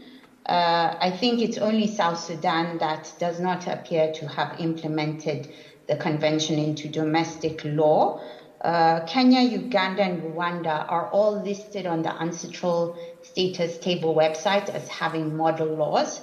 Kenya was the first in the region because our act was in 1995, closely based on the UK Arbitration Act of 1996, and it's been amended several times to bring it up to date. Uganda's was in 2000. Kenya and Uganda's case law on arbitration and judicial approach is extremely similar. Both of them are very pro-arbitration, and Rwanda came along a bit later in 2008 and is currently also amending its law, as is Kenya. Tanzania has signed the New York Convention, but is not listed as having a model law. I think it's still developing its jurisprudence around international arbitration. Burundi is in the same situation, and I've already talked about South Sudan. So there isn't harmonization. There's close affinity between Kenya and Uganda. Kenya is probably the most mature economy in the region, and other states are sort of at different stages of development. So what we can see in the region is that the closer they get to having a model law reflects the economic development, also the level of sophistication in that country, and probably the number of international arbitration cases that are being faced by that nation's government. It creates some challenges because we don't have uniformity across the region. Uniformity is really important for economic development and to continue to attract more foreign direct investment into the region as a whole. Many of the important projects, for example, how to get Uganda's oil out of Uganda, which is landlocked, would require a lot of regional cooperation and cross-border investments. So harmonization is important there. But I think I've explained that it's closely linked to the economy, and it's definitely a work in progress, and we are seeing positive signs. Thank you. Thanks, Aisha. So let's turn our focus a little bit more towards the courts. The 2017 Arbitration Act, International Arbitration Act in South Africa, as Clement has explained, has also changed the role of South Africa's courts in supervising international arbitrations. Dear Mana, I'm interested in what you've seen internationally of the different role of national courts in supervising domestic versus international arbitrations. Yeah, well, as a starting point, I think it's important to stress the fact that most jurisdictions across the world would have different approaches to domestic arbitration and international arbitration, and also would have a different approach to them. The legislation differs, and practically the courts also approach them very differently, because the interests to be protected are simply not the same. Now, with the New York Convention, obviously, which focuses on the foreign awards, so international awards coming into one jurisdiction and coming into the house, if we go back to that allegory we were using, the national courts are your gatekeepers, right? And then the way they're going to allow in or not is going to be very closely looked at internationally, both by arbitral institutions and by arbitrators themselves, because that is going to be for them the driver of how they have to build their arbitration to make sure that they can come in, that they get the green light to come into the house. So having a solid legislation, having the distinction between domestic and international arbitration is not, the paper part is not enough, in fact. And it's interesting when I hear Clement provide the example or talk about how the 2017 Act was really a statement for South Africa, and from the perspective at the time of ICC, it was perceived like that. However, what I can tell you is that for years after that, and until recently, the institution was still hesitant to fix South Africa as a seat of arbitration until there was enough case law coming out of the courts confirming the views on certain aspects of international arbitration and making the institution and the parties ultimately comfortable with the fact that it was a pro-arbitration forum, right? Whereas you are exposing it as a very clear view that there's no doubt there. So it's quite interesting, and that for me says something about the role of domestic courts and beyond that, the role of practitioners to make the work of those courts known internationally. Now, coming to that specifically, what we see is that we had recently a debate during Paris Arbitration Week between courts of the Paris Court of Appeal, which is one of the biggest hubs in international arbitration, and arbitrators. And arbitrators were asked, like, do you take into account the decision-making of the courts into your arbitrations? And all of the arbitrators present, world-class arbitrators, answered by saying, we're obsessed with it. That's what keeps us up at night, because we know that this is what will ultimately allow our decision to enter, to penetrate the legal system where the parties are seeking enforcement. And so the position of the domestic courts on conflict of interest, on arbitrability, where there is insolvency proceedings taking place over one of the parties, where there is allegations of corruption, where there is observations of pre or not of pre-arbitral award steps, extension of awards to non-signatories. These are just examples of issues, procedural or substantive issues, where the positioning of domestic courts is very, very closely observed by internationally, by institutions, as I said, by arbitrators, and ultimately by parties when they are making choices of the seat. And if you see a strong seat emerge, most likely that's because you have a very strong judiciary that carries a steady and internationally, I would say, accepted level or standard of pro-arbitration decision-making. And you have, for example, I'm thinking of the OHADA zone in Africa, so you know that there's this region, the 17 states of OHADA have a harmonized arbitration law, mostly Francophone African countries, but not only. Despite the fact that the rules of OHADA are extremely qualitative, despite the fact that the court has rendered very good decision, I am signaled that my time has elapsed, but despite the fact that the courts, the OHADA Supreme Court has rendered very good decision, the fact that there has been decisions impossible to understand on the validity of an arbitration agreement has led, and that those decisions were the most publicized. And I think it's important to stress the fact that promotion around the work of the court is extremely important, not just the negative decisions, but the positive one. That has very negatively impacted this region as a potential seat for arbitral awards and for arbitration proceedings. So I think really the stake for AFSA at an international level and for South Africa is to make sure not just that the decision-making within the courts is up to the standard of the New York Convention, but make it known actively. That's what I would say. Yeah. Thanks. So transparency and mutual respect. Absolutely. Thanks, Diamana. Okay, we'll come back to the nitty-gritty of some enforcement issues in a moment. Let's stick with harmonization for now. Jonathan, what do the rules and soft law do in terms of harmonizing international practice? We've heard a lot about treaties, legislation, if you're looking at base level, first level treaties, second level legislation, the rules would then sit on top of all of that. And I think it's important just to look at one of the key characteristics and the differences between legislation and treaties on the one hand and institutional rules on the other. We describe legislation as the QE2, very slow to turn. We know how long we waited for a new arbitration act. We still haven't got a domestic one. We've eventually got an international one. These things don't happen overnight. So we've got the QE2 on the one side. Institutional rules, maybe we can describe them as a Brian Banner. They're nimble. They adapt quickly to changes in the market, user feedback, trends, developments, technological advancements. All of these things drive changes in institutional rules. And so these changes, if not controlled, could diverge, and we could end up with sets of rules that are rather wacky compared to others. Now, that doesn't help harmonization. That creates inconsistency in application of these rules. And so what we find in all of the rules of all of the major institutions around the world, they are built around 4 core principles. Perhaps the rooms in our house, a kitchen, a bathroom, a bedroom, and a living room. Four rooms that you would expect to see in a house.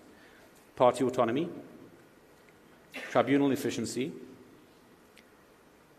due process, and transparency.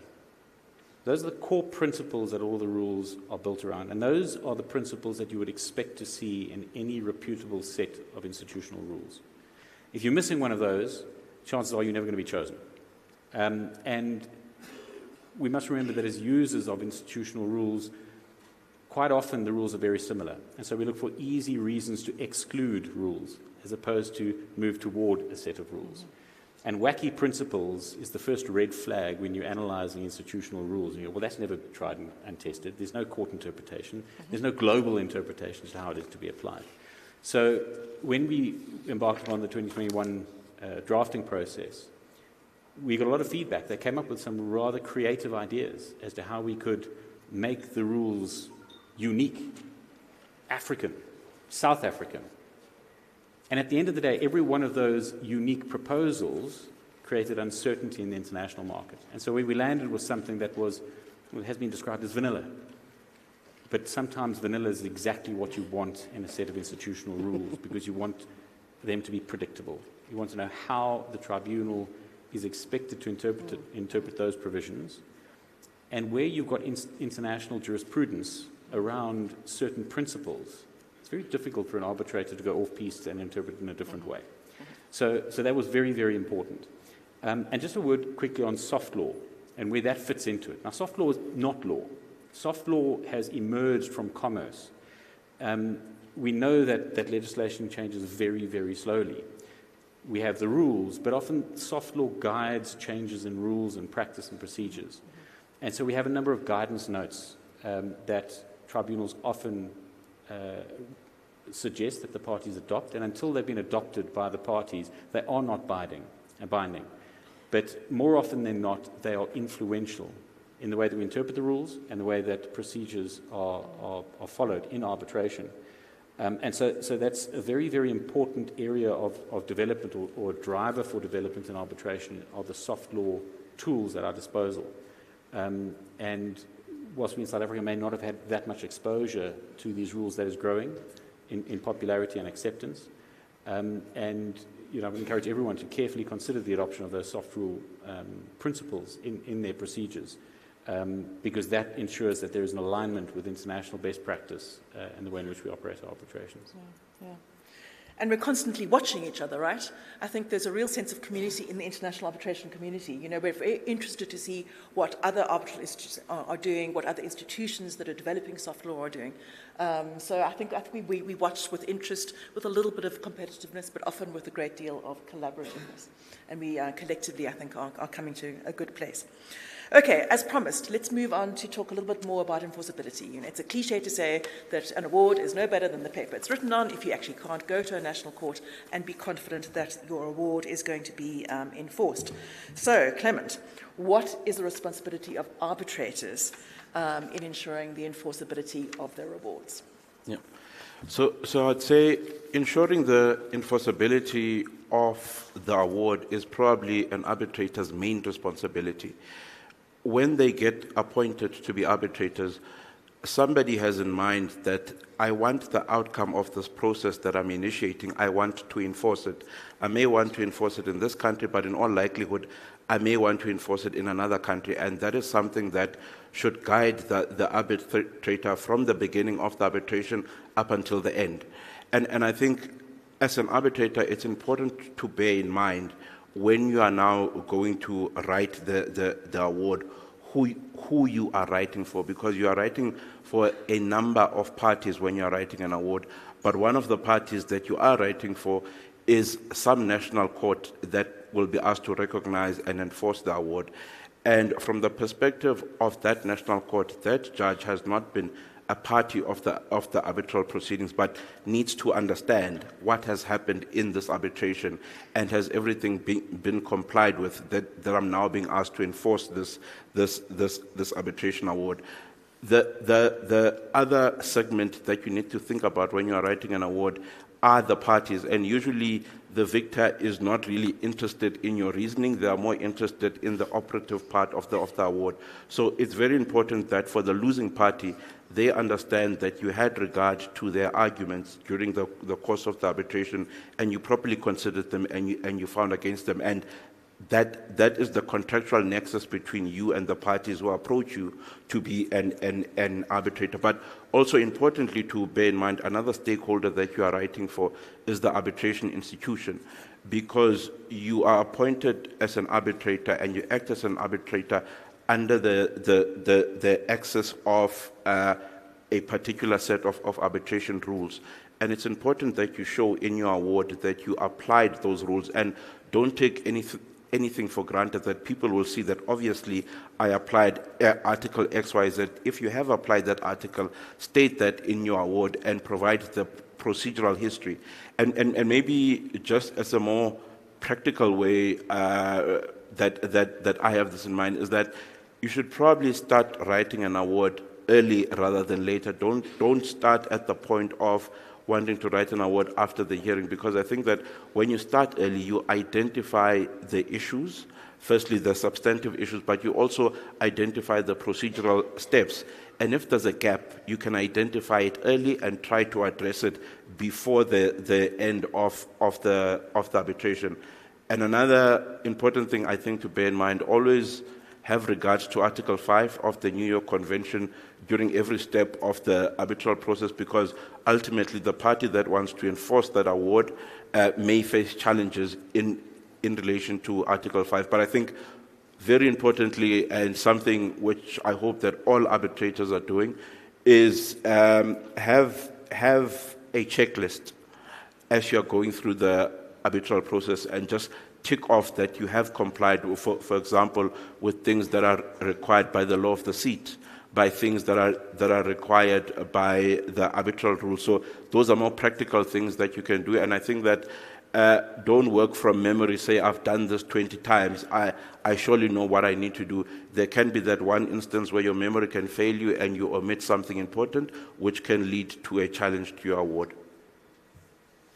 So that's the ideal. Thanks, Clement. But Jonathan, I think as a long-term Vice President of the Court, you've seen some issues that hamper potentially the enforcement of awards. Yeah.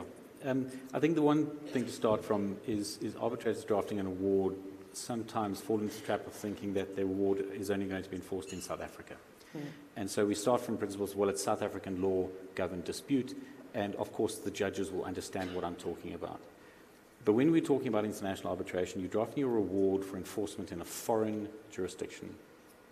And if you start from that base, I think you move out of your comfort zone. And then you carefully consider the requirements under Article 5 of the New York Convention. And we've seen a number of awards that have come through the court. And just a word on that, the ABSA court, we do not scrutinize the awards as the ICC would, but we do check for base compliance. The court doesn't impose anything on arbitrators, but what we do is we go back with recommendations. If jurisdiction has not been addressed in the arbitral award, we do make recommendations to the arbitrator to at least address it. We don't tell the arbitrator what to say, but we do remind the arbitrator, and we've got certain checklists that we provide to the arbitrators to assist them in ensuring that the awards are enforceable. We don't ever comment on legal reasoning or the substance of an award. It's procedural issues that are very easy to deal with. And in that process of reviewing the awards as they come through, we have come across a few recurring issues which may pose problems for, at the enforcement stage. And the first one sort of relates to due process deficiencies, late-stage surprises in the proceedings, which then doesn't result in parties being given an equal opportunity to have their arguments heard. That may be challenged at a later stage, or resisting enforcement on that basis. Sometimes we see awards that determine relief that's not squarely in dispute between the parties. In other words, the arbitrator is straying beyond the boundaries of his or her appointment. These are some very common grounds seen in enforcement proceedings around the world as well, so that's not just a South African issue. These are very common grounds when parties try and resist enforcement or set aside awards under the Article 5 of the New York Convention. The second category is sort of the same, or the other side of the same coin, and this is just this relates to either inadequate reasoning or failure by the arbitrator to demonstrate the procedural process of the arbitration. Now, this is very important for the domestic market, and it is something that is debated. The reality is that if you're drafting an award for interpretation by a foreign court at an enforcement stage, the foreign court looks at your arbitral award.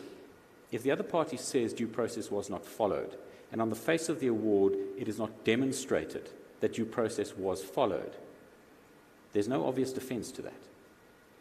And this is something that arbitrators sometimes forget. As tedious as it is, we are required to set out the procedural history of the arbitration. And it is simply to demonstrate that due process was followed, that parties were given an equal opportunity to present their cases, and the arbitrator didn't cut corners. If that is evident from the face of the arbitral award, it's very difficult for the enforcement court to turn around and say due process was not followed. So it's a good example of something that's very easy to get right at the drafting of the award, but sometimes we still do see it in awards that come through the court, that it's just been omitted in its entirety. And it may be fine, it may not be challenged, but our job as the court is to try and help arbitrators produce awards that are enforceable. The third ground is not directly related to enforceability, but it may impact enforceability, and that is just the issue of conflicts of interest. And this is probably a conference on its own. But in the South African context, we do operate with a split bar, and we often have arbitrators appointed from counsel, mostly senior counsel. Now, advocates generally don't apply the same conflicts principles as the attorneys' firms do. Attorneys are generally a lot stricter on conflicts of interest. Advocates are often described as hired guns, and they often act on both sides of things as long as there's not a factual conflict. That is the way we operate. And so we sometimes see arbitrators not disclosing aspects that may be perceived to be creating conflicts. And so we are trying to work on encouraging parties to over-disclose, disclose those conflicts before you actually sit. You don't want those things only to emerge at the stage of production of your award, that there is actually a very big conflict that wasn't disclosed. That is a problem. And the last one, apologies to those that have heard me moan about this one, but the issue of costs. Arbitral awards that don't deal with costs in the international context is a problem. In the domestic market in South Africa, we do have the Domestic Act, which does provide for a mechanism which deals with costs outside of the arbitral award. We do not have that in the international context. In order for an order to be final, it needs to deal with all of the issues on the papers between the parties, one of which is almost always costs. It has to be dealt with, and failing to do so puts the award at risk of not being final, and that may sort of create a hurdle at enforcement stage. Thanks, Jonathan. Aisha, quickly, 1 minute. Do you see similar issues arising in East Africa? Okay, so in 2 seconds, yes, I do see similar issues, plus extra issues if you're interested in hearing about them. One issue that was mentioned previously is the interpretation of public policy. There's no definition of this either in domestic law and international law. There's a suggestion that there's coherence in international law as to what this means. I actually dispute that. I don't think there's coherence. I think there's an internal conflict between the New York Convention, for example, and the Paris Treaty, things like our climate change obligations and how they are factored into the interpretation of contracts subject to arbitration. So yes, this is a live area. There's a lot that could be done by institutions like ICA in terms of the Judges Guide, by capacity building, but there's a lot that needs to be done here. Thank you. Okay. Thanks, Aisha. Admirably to the point. So these are all things that the arbitrators can do and should do in the course of managing the arbitration and drafting the final award. But there's also a responsibility or potentially a role for the Institute. Now, Diamana, turning to you as a survivor, I would say congratulations of the ICC system. Perhaps you have a little bit of PTSD, which you'd like to talk through. Could you give us a sense of what the role of the institution is or can be in ensuring that enforceable awards are being issued? Yes, of course, and the survival part is in part related to the award scrutiny. Jokes aside, an institution like ICC has a very strong secretariat and courts, all devoted to making sure that awards are enforceable at law. That's the guiding principle under the rules. And that, when you come to the scrutiny process, is also very well verified when you see the fact that the vast majority of awards coming out of that institution are effectively enforced across jurisdictions, so internationally, really everywhere. The reason for that is that you have a very strong secretariat that is hands-on with those awards, that does a first-degree review, that touches both on the form and on substance. And when I was hearing Jonathan mentioning some of the issues that you come across on AFSA's side, it's very interesting because these, obviously, they come up as well, but they are literally part of checklists that the Secretariat uses and would just provide to arbitrators so that they know that this has to be in their award. This way, we don't have to go back and forth and debate whether the procedural history was set out, whether cost was dealt with, whether interests were dealt with. These are things that are just in checklists. Arbitrators have them. They know they need to deal with it. And the Secretariat, before even getting to the court, will check that. So you need a Secretariat that is really hands-on, obviously.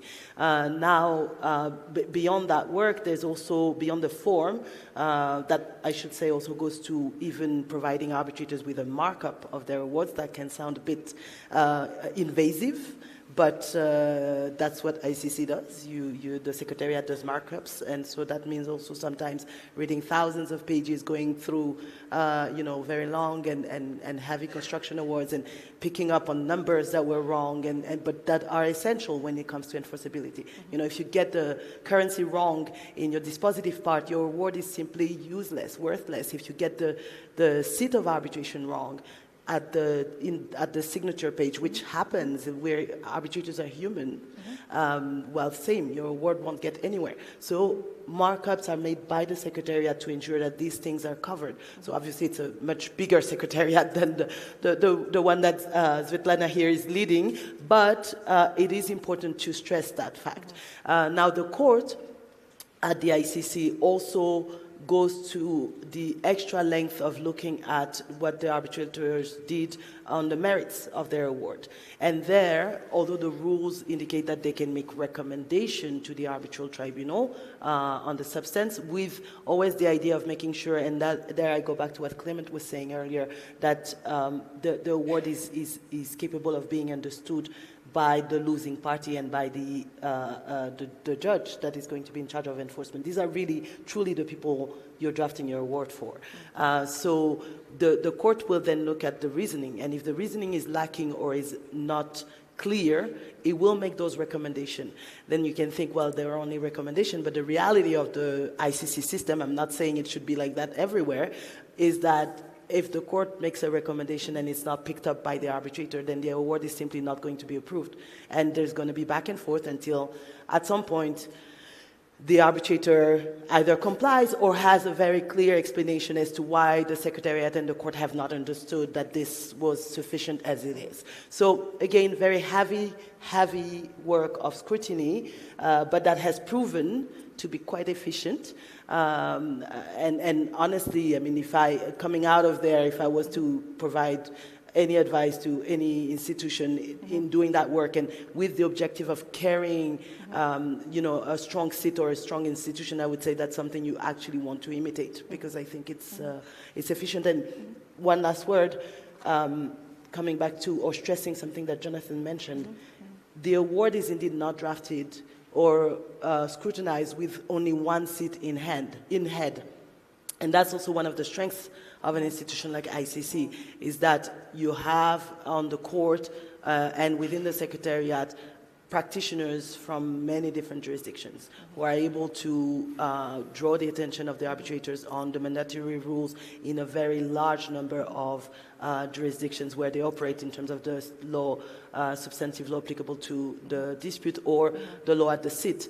And there, it really is a safety net for the arbitrators to have outside eyes looking at their work and able to say, you need to beware of the position here, because in this particular jurisdiction in the UAE, if you miss that point, your award is not going to be enforced.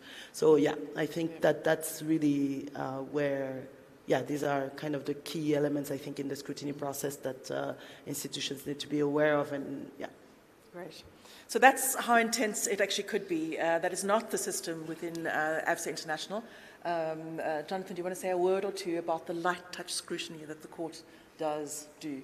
Yeah, we touched on a bit of it earlier, but it really is just to check that the awards are enforceable. An unenforceable award is not only a problem for the parties, but it also indicates institutional failure on AFSA's behalf. So we need to try and make sure that the awards that are produced under the AFSA banner are enforceable. So the review takes the form of a referral to the court, consideration of the award. The court members do consider the entire award. And if there are massive gaps, there may be a discussion amongst court members as to whether this makes sense or doesn't make sense. And there may be a suggestion to the arbitrator that we don't know what this actually means. It hasn't happened in any award that I've had a look at yet, but there is a possibility, and the purpose for that is really just to try and assist the arbitrator. So the court is there to assist the parties and the tribunal in reaching an enforceable award at the end of the day. But there are the checklists. We do have an AFSA checklist. The checklist is not binding. It's a recommendation. The recommendations to the arbitrator, this is what we think you should look at including in your award if you want to make this enforceable. We still do have a number of arbitrators who disregard that checklist. It's not a checklist, it's a guidance note. It's called a checklist. But there are a number of arbitrators who don't look at it as a compliance checklist, and we are hoping to get there. We don't want to be seen as Big Brother. We're there to assist the tribunal. It is light touch, closer to LCIA compared to the extreme of the ICC. But you pay for that level of scrutiny and assistance. So it is light touch. It is there for support. We're not there to dictate to the tribunal what they should and shouldn't be doing, but we are there to help. Yeah, thanks. And that's a great segue into our final 3 minutes, focusing a little bit more on AFSA itself. So, Clement, what do you think makes AFSA a premium choice in the Southern African region? Okay. So very quickly, I think obviously leading on the various factors which I think make AFSA the premium choice are its rules, which are modern and incorporate best practices. I also think that it has a very efficient case administration. I think the people who've interacted with Svetlana in her capacity as a case administrator know that she's very efficient, which is always quite helpful. And I think the other aspect of AFSA, which I quite like, is that it has a very tightly managed international panel of arbitrators. So not any Tom, Dick, and Clement can just walk in and say, I want to be an arbitrator, but the people who are on that panel are actually closely scrutinize and just make sure that they will meet the very high standards that AFSA has set. And the other aspect is that it also has experienced court members, and those court members bring in different attributes. But I think what we can say about all of them, certainly the ones that I have come across, is that they have an international mindset. So when you approach AFSA and want to apply its international rules, you are looking for people who have an international mindset. And what the court does in general is some form of quality control. So Jonathan has already mentioned that there's some light touch scrutiny, but Other than that, sometimes if there are questions around the application of the rules, the court also gets involved in those instances, and they also provide oversight over some procedural decisions. And I think last but not least, AFSA has very gorgeous facilities. If you haven't been there, please take a guided tour. Great, thanks, Clem. Final question. Jonathan, as one of the architects of these very beautiful set of rules, the 2020 run AFSA international rules, what do you think makes arbitrating under those rules special? I mean, I think the full extent of the value of those rules is still yet to be appreciated in the domestic market. I think coming from a very domesticated set of arbitration. But I think we've been presented with an international standard, the gold standard. You know, everything that you would expect to see is there. So we've got harmonization. Internationally, they're recognized, they're respected. If you comply by those rules, chances are your opponent in another country will know exactly what you're doing. But also, very importantly, the AFSA services, and it may not seem the same way from a South African perspective, but it really is. It's a cost-effective option compared to all of the major centres around the world. When we did the benchmarking, AFSA is by far cheaper from a cost perspective than all of the other major institutions, and I think that is still the case. Yeah. So you're getting the gold standard set of rules at a discount price with a solid reputation of AFSA behind you. So I think that's call to arms. Thank you. Okay, I think we are out of time. I'm going to take 10 seconds per speaker for one final thought. Aisha, your final thought on any of these topics. I would warn practitioners to do some research on whether or not there's, for example, reported case law coming out of a particular jurisdiction. Some people mistakenly believe that the lack of applications to set aside awards is helpful. In my own view, it's only when awards are being tested that we are understanding the jurisprudence and the judicial approach to awards in a particular seat. So for me, if you have a lot of litigation around these issues, you get transparency, because the arbitration process itself does not give you transparency as a third party. Thank you. Thank you, Aisha. Diamanda, 10 seconds. I would say, well, AFSA, South Africa will see ICA Congress coming here in 2028. I think that's a unique opportunity. 30, sorry. Yes. Yeah. And I think that's a unique opportunity, and that, we should all work with that in mind to also make sure that the international rules and the court are more robust by that time, so that the conversations are at the international level, and maybe see an international seat emerge here. Super. 4 years to go. Jonathan. I think we'd all do well to have a careful read of the AFSA rules, the international rules, not only when we're looking for loopholes. Take a set of those rules, carefully work through those rules to try and understand the essence of those rules, other than the context in which you're trying to avoid the application of the rules. It really will help your understanding in the application of them. Thank you. And Clem, last word to you.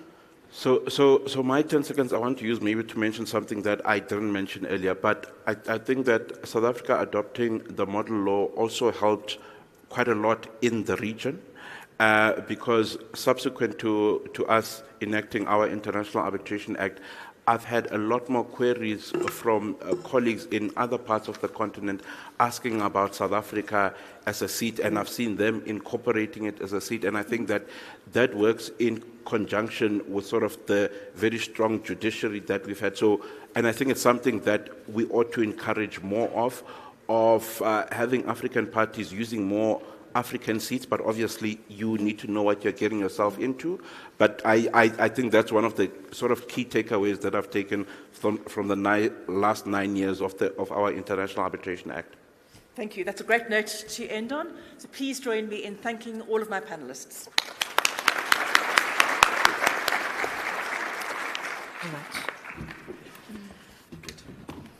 Thank you. Another fantastic session. One more round of applause, please, to our panel and our moderator.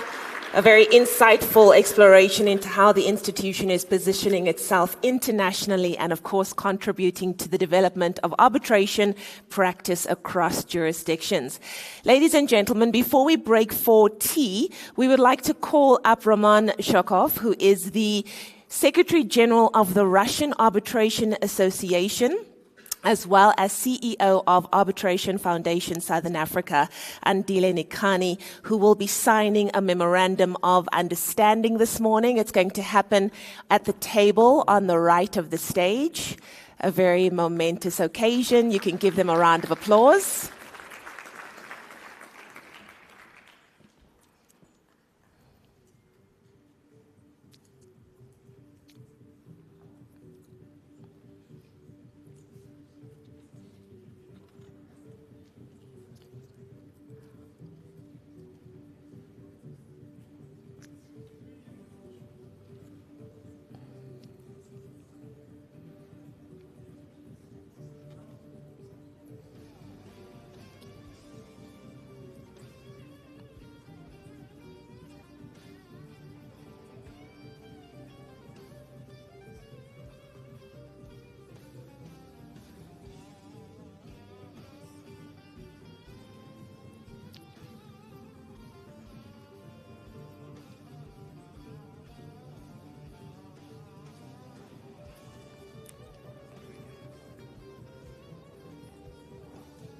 The Memorandum of Understanding has been signed. Please help me acknowledge this important milestone. Absolutely amazing. Ladies and gentlemen, we will now break for a 10-minute leg stretch, tea break. We'll see you back very soon.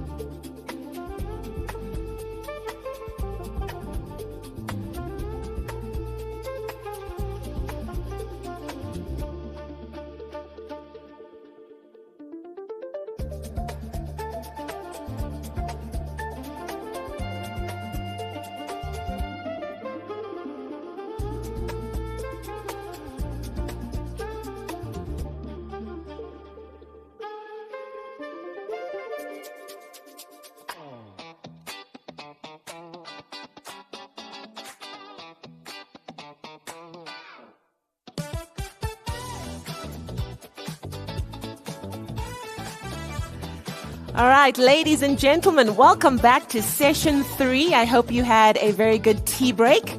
We now move on to what I think is going to be really exciting. It's a practical and interactive session, which is the Kgalagadi IDC Moot and Judiciary-led discussion and dialogue. Now, this brings together the same teams and one of the judges that appeared at the Supreme Court of Appeal. So please help me welcome, they are already on stage, our judge, Judge Faiza Kathri Sitalwana. And for Kgalagadi, we have Advocate Andre Gauchi, SC, as well as Ndumiso Lutuli. And then for IDC, AFDB, we have Vlad Movshevich, as well as Ahmad Rajan, Kasim Gaini, Margot Vassanar, and Dr. Fadil Adams. Please give them a big round of applause.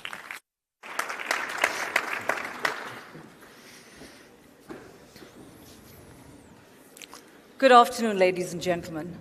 It is not usual for judges to greet the parties, or for that matter, the audience sitting in the gallery. But today's session is slightly different. The session today will focus on the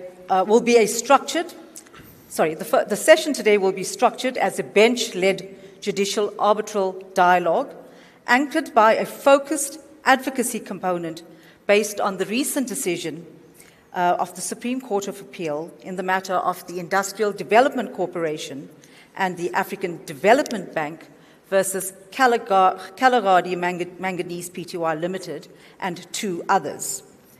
The session is designed to prioritize practical engagement, principal argument, and judicial insight rather than being a formal moot hearing. Now, central to this exercise today are 2 questions. Should arbitration agreements be strictly enforced, or should courts play a more expansive role in the adjudication of arbitral disputes? These questions were at the heart of the issues for determination in the Kgalagadi decision that came before the Supreme Court of Appeal. There, the Supreme Court of Appeal reaffirmed the binding nature of arbitration clauses in commercial contracts. Now, the background to that dispute, which is relevant for today's session, is briefly this. In 2017, Kgalagadi Manganese entered into a series of agreements with the IDC and the African Development Bank. These agreements included a loan agreement in terms of which the IDC and the African Development Bank granted loan facilities to Kgalagadi for its operation as a manganese miner in the Northern Cape. Now, the relationship between the parties is obviously governed by these various agreements, the principal agreement being the Common Terms Agreement, which was concluded on 4th September 2017. Now, the Common Terms Agreement effectively provided that any disputes arising out of or in connection with that agreement had to be resolved through arbitration in London in terms of the International Chamber of Commerce rules.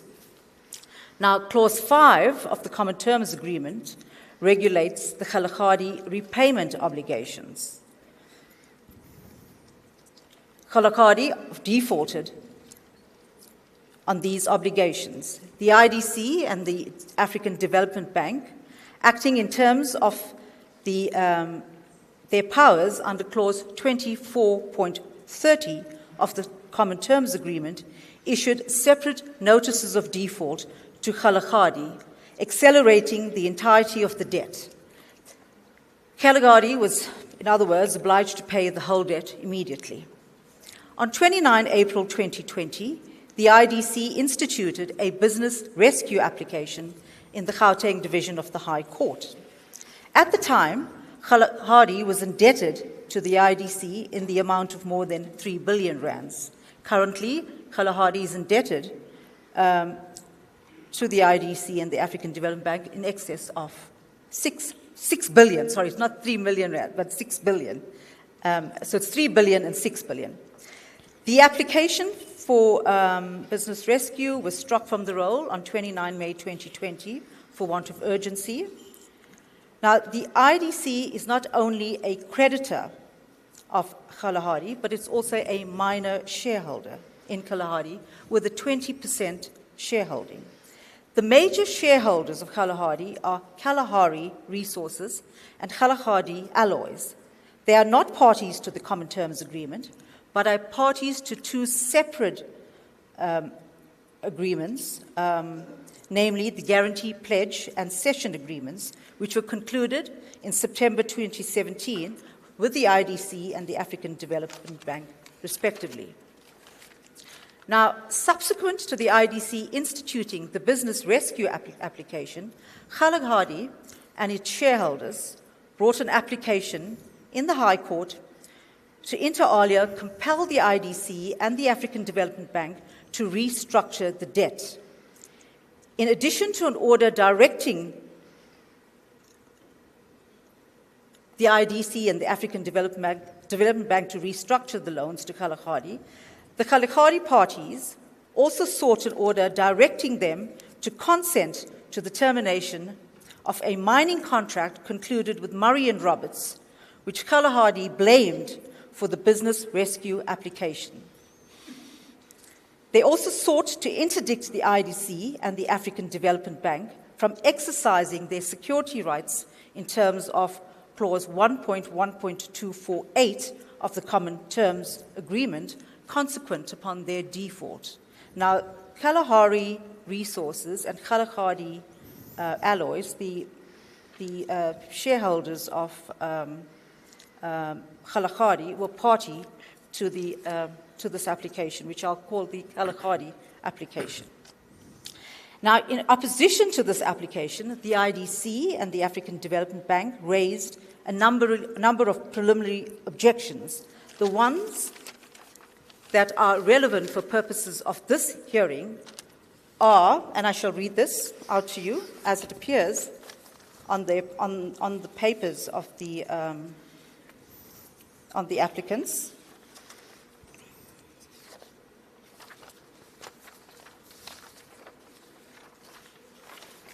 Okay, the first objection reads as follows. The court is required to stay the exercise of its jurisdiction to determine the merits of the Kgalagadi application. Clause 40.2.1 of the Common Terms Agreement provides that any disputes arising out of or in connection with the Kgalagadi application, any disputes arising out of or in connection with the agreement must be resolved through arbitration in London, United Kingdom, under the International Chamber of Commerce rules. The substantive law of the Common Terms Agreement is also English law.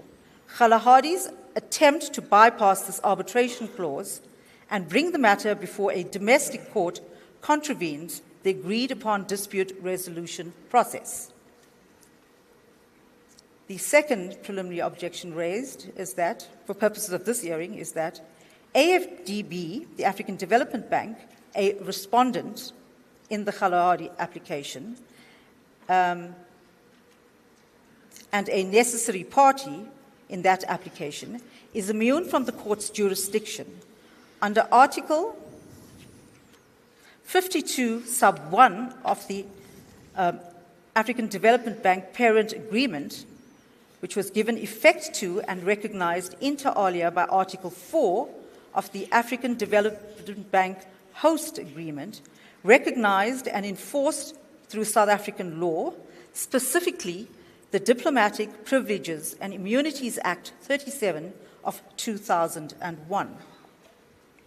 Pursuant to the Host Agreement concluded with the Minister of International Relations and Cooperation of the Government of the Republic of South Africa. Since the African Development Bank is a necessary party to the application and cannot be subject to the jurisdiction of the South African courts, the court is divested of jurisdiction and the entire application is rendered defective as relief cannot be granted against the African Development Bank and it cannot otherwise be joined to the proceedings.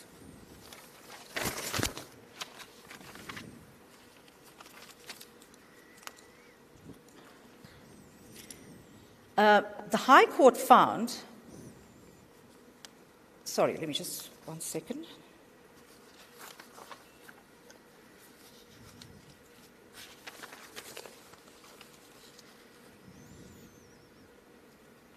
Okay, sorry, on 30th October 2020, Kalahari launched a further application in which it inter alia sought a joint hearing of the business rescue and Kalahari applications. The High Court heard the application on 30 January 2021.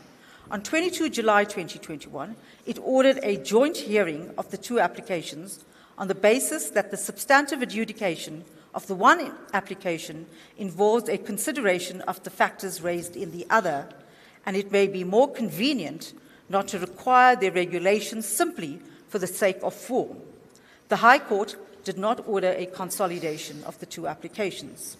However, on 3 December 2021, the High Court heard only the preliminary objections raised in the Kalahari application and the business rescue applications. It did not deal with the merits of these applications. On 6 September 2023, it dismissed the preliminary objections in the Kalahari application in paragraph 3 of its order. The applicants then applied to the High Court for leave to appeal, which the High Court refused. They subsequently applied to the Supreme Court of Appeal for leave to appeal, and that application was opposed by the respondents. Well, in that case, the Kalahari parties.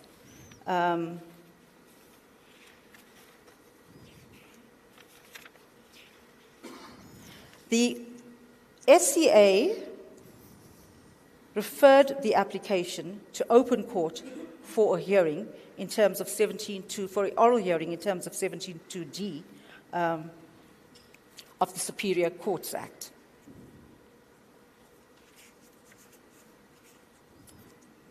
It is that application that is now before us. The parties will deal with, the court had ordered the parties to deal with both the question of the application for leave to appeal as well as the merits of the preliminary objections that were raised by the IDC and the African Development Bank. I now hand over to counsel. Yes, thank you very much, Justice Katsri Setlani. As was mentioned at the outset, we represent the IDC and AFDB. I'm here with Mr. Raj and Dr. Adams and Ms. Wassenaar. The matter has two components, two main components. One is the immunity question, and then the arbitration question. If I can orientate, maybe if I may orientate everyone in relation to the record that's in the pack. The first page is just an outline of the matter. Then the second page is a list of what the record contains. On page 3, if I may take you to page 3, that has provisions of the Constitution, relevant provisions of the Constitution, section 34, 36, and 231. Those sections are relied upon by Kalahari respondents. We say that they are largely inapplicable for the purposes of this matter. 4 is the Diplomatic Immunities and Privileges Act. That's the legislation that gives effect to the immunities we say in this matter, and I'll take the court to that. Then 5 is an extract from the International Arbitration Act, to which the model law is a schedule. And obviously we say that the International Arbitration Act is applicable and must be enforced in its terms. 6 is the host country agreement between South Africa and African Development Bank. That is the agreement that gives effect to the parent agreement of the AFDB and all the immunities. 7 are the extracts from the parent agreement, which I've just mentioned. And 8 contains the key dispute resolution clause in the common terms agreement. So that's just to orientate everyone in relation to what's in the pack. I'll be referring to these documents throughout my address. So the first question is one of what really happened here.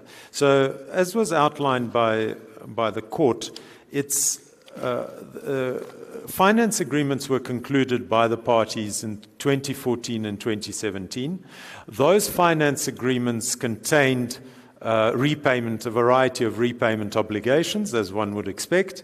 The parties to those agreements for present purposes were the AFDB and the IDC as lenders. There was also APSA, who was a lender, but APSA has fallen out latterly. So AFDB and IDC were lenders, and they lent substantial amounts to Kalahari. Kalahari is the borrower. Because this is a finance package, Kalahari, whilst Kalahari was the main borrower and was the party that was liable to repay the debt, there were security instruments that were also signed to support the recovery of debt should Kalahari not be able to pay.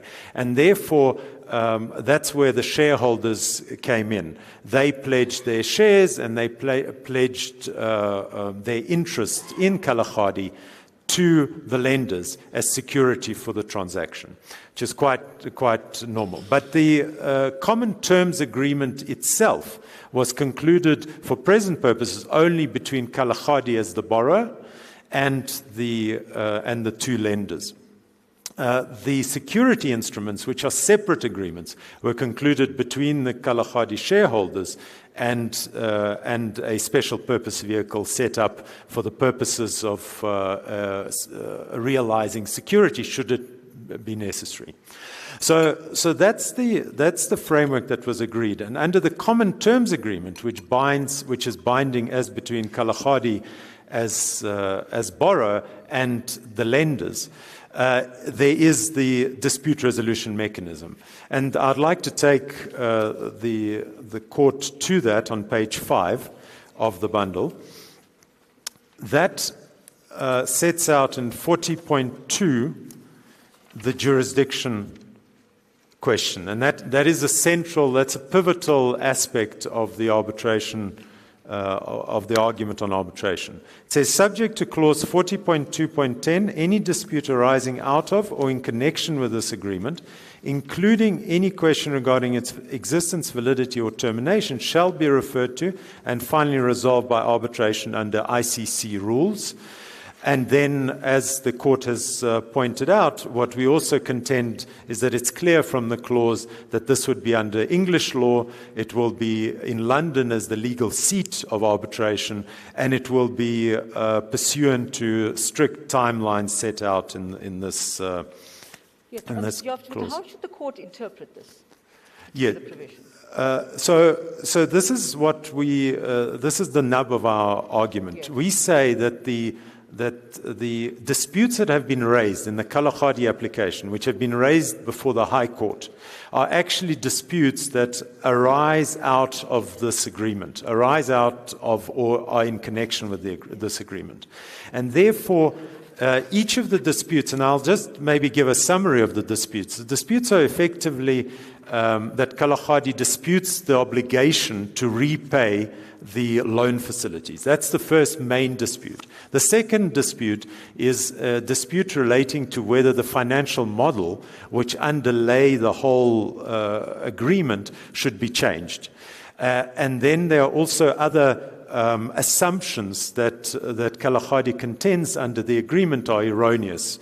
Yes, but what in this particular clause makes the referral to arbitration peremptory?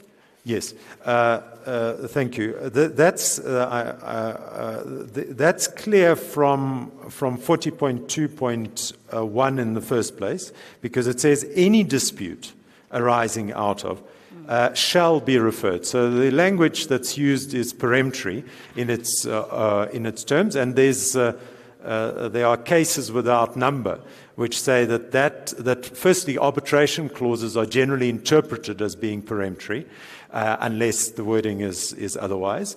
But where the parties have stipulated it in peremptory terms, that will be given effect. And Lufunum Papuli case that was heard by the Constitutional Court and decided by the Constitutional Court has effectively said that constitutional rights of access to court and the like are not relevant in the context of arbitration, because what the parties do through their arbitration agreement is agree not to exercise their constitutional rights. They're not waiving the rights, but they're simply deciding to... Can I just take a step backwards? So basically there's no scope for the exercise of discretion here. So I'll come to that if I may be allowed to develop that part of the argument, because that's a critical part of the argument. But I think I'd like to develop it when we get to Article 8 in the model law, because that makes it clear in what circumstances the court can intervene and can disregard the arbitration agreement. And we say that those circumstances are not present in the current case. Now, the actual arbitration agreement, what is the nature of this agreement? Is it an international agreement, or is it a domestic arbitration? Yes. So that's so I'll move on to the arbitration, the applicability of the International Arbitration Act. Yes. As was clear from the High Court judgment dealt with it as a domestic arbitration matter under the Arbitration Act of 1965. We say that is an error, and the International Arbitration Act is applicable, and we say so for two reasons. The first is that African Development Bank is incorporated and has its principal place of business in the Ivory Coast, which means it is not one of the parties to that agreement is therefore not a South African party. And secondly, the seat of the arbitration is London, which means it's outside of the place of business of the parties and outside of the realm of South Africa. That, in terms of the International Arbitration Act, definitionally makes it an international arbitration agreement, and therefore the International Arbitration Act is applicable. Okay. Now, what is the test under the International Arbitration Agreement? Yes, so if I may take... to whether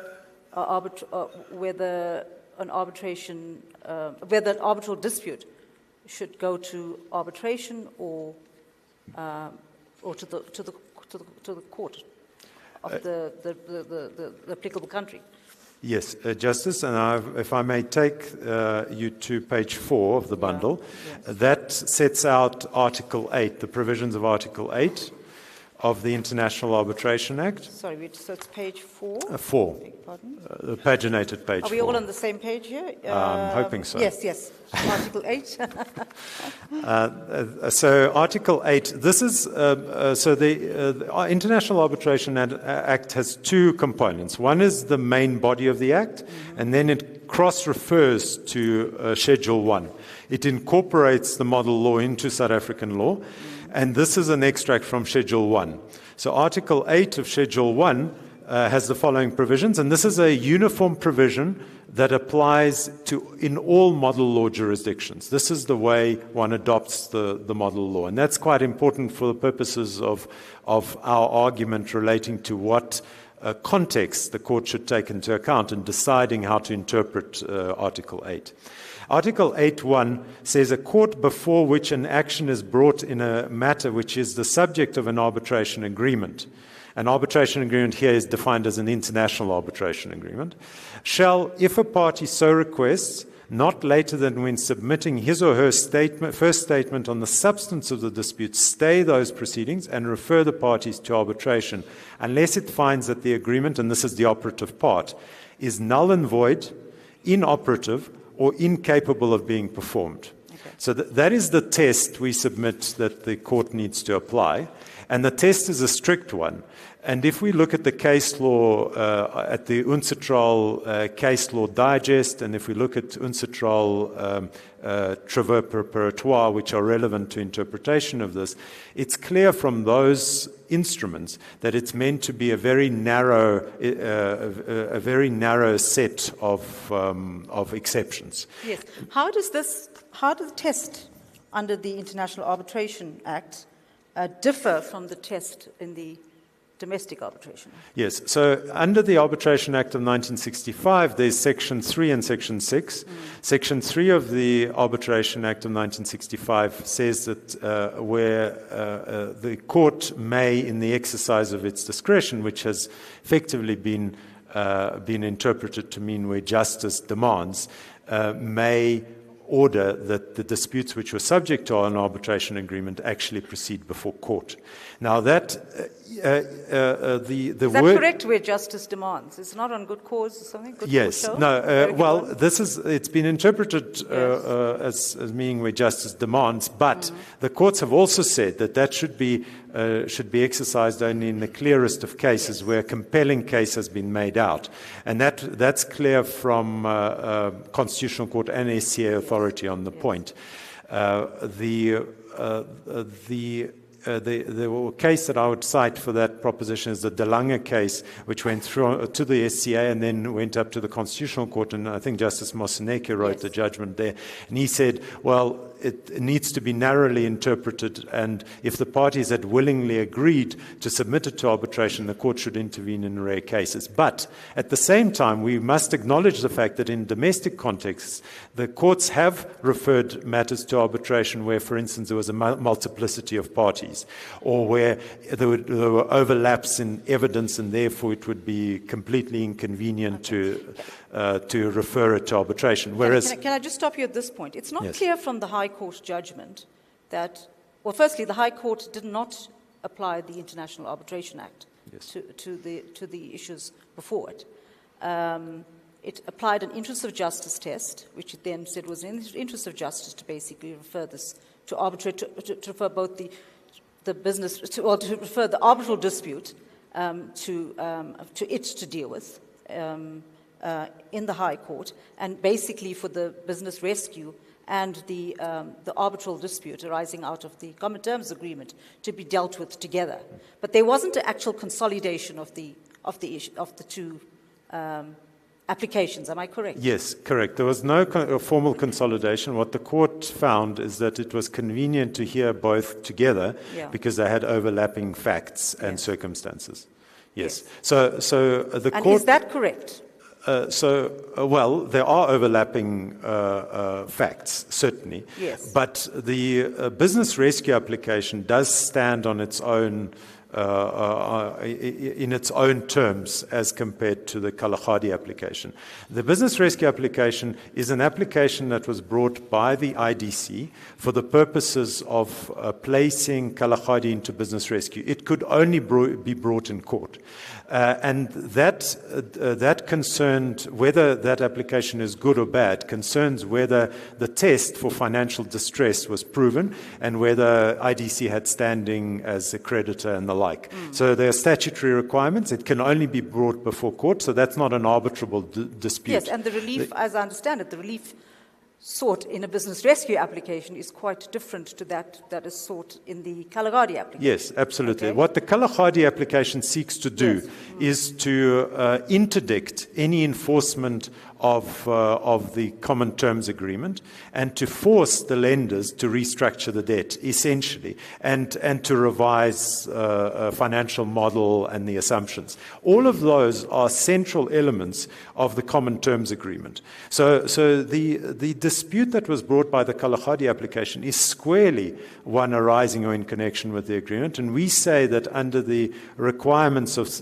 Article 8, which we've just adverted to, it's clear that agreement is applicable to these disputes. The question then arises is it null and void, inoperative, or incapable of being performed for any reason?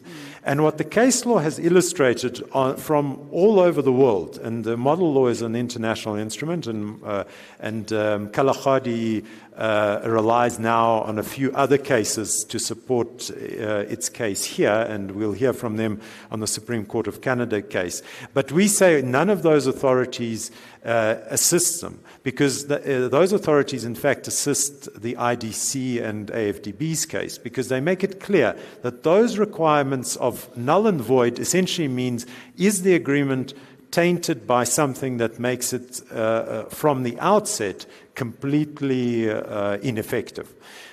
There is no such case that's made out. So that's the first potential exception. Second, is it inoperative? Well, what the case law makes clear, in fact, it's a case that's been raised, the Supreme Court of Canada case, and I'll refer to it here. And if there's anything, I'd prefer it if you raise that in reply. Reply. There's no difficulty with that. I'm simply saying that. I'm sorry, I haven't had sight of that judgment. So I'm just saying that judgment makes clear that inoperative means that where there are some supervening circumstances that occur that make it impossible to implement or completely inappropriate to implement. And in that case, there was a supervening liquidation where the liquidator had effectively found that or decided not to be bound by the arbitration agreements, and the court found that everything should go to court. And I just want to I'm not going to deal with it in detail, but I do want to say that case says that inconvenience, multiple parties, intertwining of issues with non-arbitrable disputes, possible increased costs, and potential delay are not grounds to make it inoperative as contemplated in Article 8. And therefore, we say that case is dead set against Kalahari. Are you saying none of those considerations apply? Applies. Well, we say no. We say they apply, but this they might apply. But this case makes clear that that's not what's contemplated by the words inoperative or incapable of being performed, because those are very narrow categories where effectively you have a supervening set of circumstances where the agreement can't be implemented. Now, there is no suggestion that the agreement can't be implemented. All they're saying is that it's inconvenient or it's unjust to make them subject to this legal process and another legal process. Can I just go back to the relief sought? Yes. There is interdictory relief sought against the IDC and the African Development Bank from basically calling up the guarantees. Am I right? Yes. Now, if the court were to agree that this matter should be referred to arbitration, what then happens to the rights of those shareholders? Kalahari Alloy and Kalahari Resources, insofar as the interdictory relief goes in this Yes. matter? Well, insofar as the shareholders have any interest that they need to protect in the interim or finally, under the security agreements, there are dispute resolution provisions, and those dispute resolution provisions would govern that exercise. Those security agreements, I should just point out, aren't even directly between the lenders and the shareholders. They are between special purpose vehicles that house the security, and therefore there might be litigation, or there might be arbitration, or other dispute resolution But will they processes. impact on the enforcement or the enforceability of the common terms agreement? No, so that's what I wanted to distinguish, Yes. is that the common terms agreement was entered into between Kalahari, the borrower, and the lenders. And they've agreed to these dispute resolution mechanisms in Article 40, or Clause 40 of that agreement, for the purposes of resolving disputes inter se. Just because there might be disputes relating to security that involve the SPV and the shareholders doesn't mean that this clause is inoperative in any way. Those are different disputes, and we know that security, the persons who have given security have the right to defend themselves in accordance with the law, and those provisions of those agreements would govern the dispute resolution of those So you're matters. saying that even if this matter has to go to arbitration, their rights are not impacted at all? Yes. They still have an opportunity to interdict in the event that the IDC and African Bank decide to call up those guarantees. They would still have the right and the opportunity to basically interdict them from doing so. Yes, and they're not bound by the arbitration agreement in the common terms agreement. They are bound by their own agreements, and this matter is about referral of the main dispute. What we mustn't lose sight of. It concerns me. Yes. It concerns me what's going to happen to their rights Yes, at the end of the day. I mean, they do have rights in this. They are major shareholders. Yes. And so what, from a practical point of view, in the event that the court decides that this matter, should be stayed and be dealt with in London. Yes. Practically, how does the court achieve this? How does it excise the concern that it has in respect to these shareholders? Yes, well, obviously, only parties who are subject to the arbitration agreement can be forced to arbitrate. And here it's Kalahari and the lenders in relation to that dispute. Alloy and Kalahari Resources, they are not party to the common terms. Is that clear? Yes. Is that right? Absolutely. Okay. So even if the dispute goes to arbitration, it will not impact any rights insofar as security is concerned. Absolutely. Absolutely. And they might have because they certainly are part of the Kalahari application. Yes. They may not be parties to the common terms agreement, but they are parties to the Kalahari application. And there's a wide range of disputes that's raised in the Kalahari application. Yes. Most of them concern the common terms agreement, but insofar as there's something that concerns the security agreements, then that needs to be dealt with under its own dispute resolution mechanism, which is not the subject matter of the referral or the stay that we seek. And what is the core concern in the Kalahari application? That there's been a breach by the IDC and the African Development Bank of the terms of the common terms agreement. Am I right? Correct. And that the financial model needs to be revised, and the assumptions need to be revised, and that the debt is not enforceable effectively, the debt under the common terms agreement.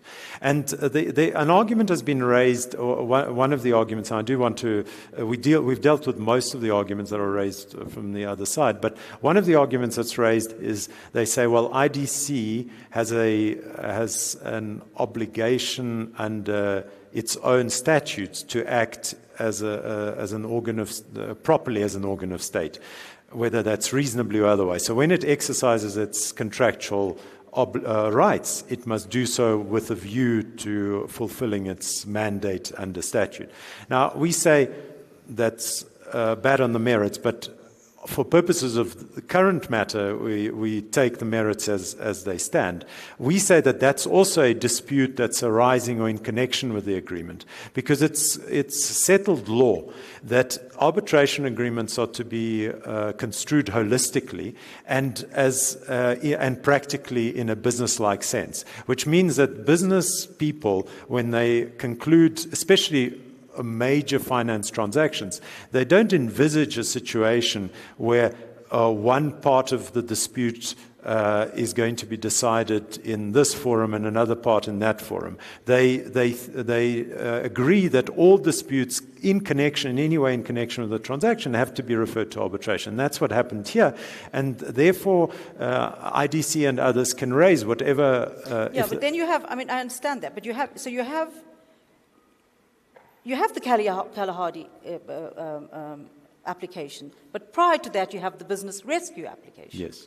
Now, was it competent for the IDC to bring that business rescue application? Did it require some authorization in terms of the agreement to bring that, or was it allowed to bring that despite what the common terms agreement? Yes, so that's another aspect. So far as the resolution of disputes are concerned. So one of the aspects that are raised is what I've mentioned just now. Another aspect is this, that they're effectively saying by bringing the business rescue application, then it's fair game for Kalahari to come to court with the substance of the Kalahari application, because it contends that it is, although it's a separate application under a separate case number, it's actually a response to the business rescue application. We say that it's not correct that it's a response, but even if part of its defense is that the debt is not due because of all of the issues under the common terms agreement, that's still a dispute under the common terms agreement. And once that arises... So you're saying there may be some overlaps? There may be overlaps, absolutely. Yes. And it might have an impact on the progress of the business rescue application. But non-constat that you then the court can simply decide the common terms agreement disputes as though it has jurisdiction and has power to do so. The reality is that if a dispute relating to common terms agreement and application of it arises, it must be referred to arbitration. It might have an effect then on other proceedings, like the business rescue proceedings, because Kalahari uses that as a defense in that context. But it's still, the disputes under the common terms agreement or arising in relation to that have to be referred to arbitration. And in respect of whether IDC, just to answer the court's query, in relation to whether IDC could launch business rescue proceedings or needed some authorization. It didn't need that authorization, and that is not suggested. There is a provision in the common terms agreement that allows the financing parties to make an election. Correct. To go for the dispute to be dealt with by way of litigation. Was that election made here? No. So far as the business rescue application is concerned, and. Yes. Was the election required in order to bring the business rescue? Yes. We say that election, the common terms agreement, when it refers to the right of the finance parties, the court is quite correct that effectively the common terms agreement says there's peremptory arbitration, but if the finance parties decide that they want to go to court instead, they can do so. We say that election has not been made because the business rescue is not a dispute. Business rescue application is not a dispute in terms of the common terms agreement. It doesn't seek to enforce the common terms agreement in any way. It makes use of a novel provision in the New Companies Act to place Kalahari in business rescue. It doesn't through that prove or disprove the debt, and it doesn't enforce the debt under the common terms agreement. Well. So the relief sought there is quite different, and the outcome there is going to be quite different to what the outcome or the relief that is sought in the Kalahari application. But tell me, I need to understand this. What has happened to that business rescue application? What is the status currently? It was never dealt with by the High Court. Yes. Despite the fact that there was the High Court ordered that they be dealt with jointly without formally consolidating the two applications? Yes. So it was first struck off the roll in May 2020, urgent roll. Yeah. Then And the since- matter was since then, referred, IDT. yes, matter was then referred to the Commercial Court. Yeah. Commercial Court, as the court correctly points out, decided to hear both together. Then the in limine points, which are the subject matter of this application for leave to appeal, were separated out for separate adjudication. And those are the points regarding arbitration, immunity, and other dispute resolution mechanisms that we say have to be enforced. Given that, and given the previous directive that the two applications should be heard together, everything has been pended until the outcome of this application for leave to appeal and any further processes on the in limine points are exhausted. And so from a practical perspective, nothing has happened. What impact that might have on the business rescue application will depend on what the court rules on this application for leave to appeal. Now given that the IDC, and you touched on this, is an organ of state, it's a public body. There's one school of thought says that public bodies, in particular organs of state, shouldn't engage, in the formulation or agreeing to arbitration agreements. Is there any merit in that? So the International Arbitration Act makes it very clear that public bodies are, first of all, allowed to arbitrate, and the arbitration agreements they conclude are binding, except insofar as the Protection of Investment Act 2015 is concerned. So that's the only carve-out. The only other issue that might be of relevance is that when you involve public bodies, sometimes international arbitrations are not treated as confidential unless the parties agree otherwise. So those are the only two minor modifications to the general principle that public bodies are bound. We say public bodies in this case are absolutely bound. And also Kalahari has not raised the issue that the agreement should be struck out or is contrary to public policy or anything of that nature. It accepts that it has concluded this agreement. It accepts that it is bound by it. It simply says that under the now International Arbitration Act, but originally Arbitration Act of 1965, this is an instance where the court can disregard that agreement. That's essentially what that part of the matter is about. And we say that all of the grounds... The fact that this organ of state, the IDC, yes, has certain statutory obligations, as well as constitutional obligations. Yes. To to the parties to whom it lent, it financed, basically. Does that make any difference insofar as whether this should, the court should have a more expansive role in arbitral disputes? Yes, so we say that the rights and obligations of the parties are squarely within the four corners of the Common Terms Agreement, and that those obligations are not applicable. But insofar as the Kalahari wants to raise any of those issues, it can do so within the arbitration forum, and it can raise what impact it makes on exercise of acceleration rights, for instance, or enforcement rights.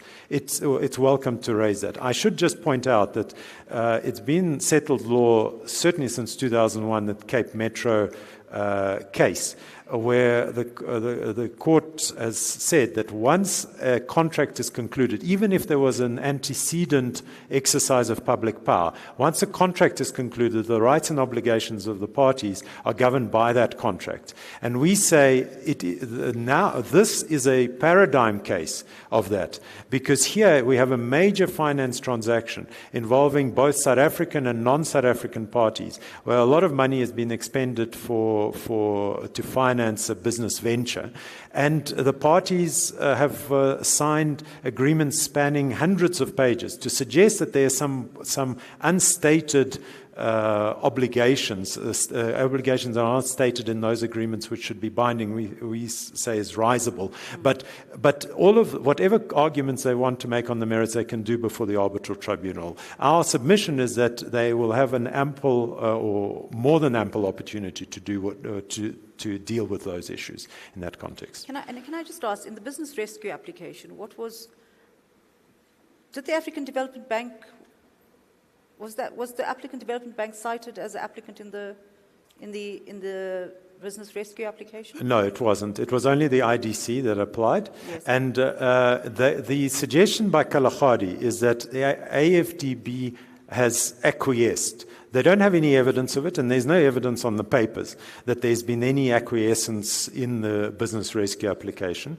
But that's one of the grounds on which they say the court should overlook the arbitration agreement, because AFDB and IDC have effectively joined the business rescue application implicitly or otherwise, and the court has jurisdiction over that, and it must decide everything. We say that that's incorrect for all the reasons I've already pointed out. But in addition to that, it's not, even if AFDB had acquiesced, we say that it is irrelevant, because the dispute, once a dispute is raised, and it has only been raised in this Kalahari application by Kalahari in relation to whether common terms agreement is enforceable, and whether the model should be changed, and all of those matters that are under the common terms agreement, it must be decided in terms of the provisions of the common terms agreement, which includes clause 40. And we say it's not an answer to say whatever AFDB or even IDC had done before, it doesn't constitute a waiver of clause 40. They couldn't have brought the application for business rescue in any other way other than to the High Court. It's not a waiver of anything. You can't read into an exercise of a statutory They didn't waive the right to refer the arbitral disputes. Arbitral disputes to arbitration. Yes. Just because you exercise a statutory right to apply for business rescue, which is not an arbitrable dispute in terms of clause 40. Can I? I'm watching the time, and yes. We're already 51 minutes into yes. the hearing. And I do need to get to immunity. I'd like you now yes. to proceed to the question of. Yes, I think we've dealt with whatever I need to deal with on arbitration. I'll deal in reply. Yeah. On immunity. So this is a second leg to our argument. So the relief, we say that arbitration, as a result of the arbitration provision, International Arbitration Act provisions, this court is obliged to refer those disputes to arbitration, or to direct that they be referred to arbitration, even without there being the immunity point. We say the immunity point is an additional basis on which the court cannot, in fact, exercise its jurisdiction at all. And we say so for the following reasons. We say that African Development Bank, as is accepted by Kalahari, is an international organization. It is based in Ivory Coast. It is an international development financier. Its business is making available financing for development projects on the African continent and beyond. It gave a very substantial sum to Kalahari in 2014 and 2017 under those agreements, and it is protected in the context of South Africa by immunity from suit and enforcement in South African courts. And that's captured in, if I may take the court to the relevant provisions, it's captured in the host country agreement, which is at page 4 of the bundle. It's mentioned at page 4 of the bundle, at the bottom of page 4. The pagination is at the bottom of the pages, unusually for an appeal record. So we have the host country agreement, which that is not attached. So yes, we don't have the actual copy of it in the record. I'm saying that it's mentioned at the bottom of page 4. Yes. Yes, and then but the key provisions that we rely on are at page 5, paragraph 7 of the note. And that sets out the parent agreement of the African Development Bank.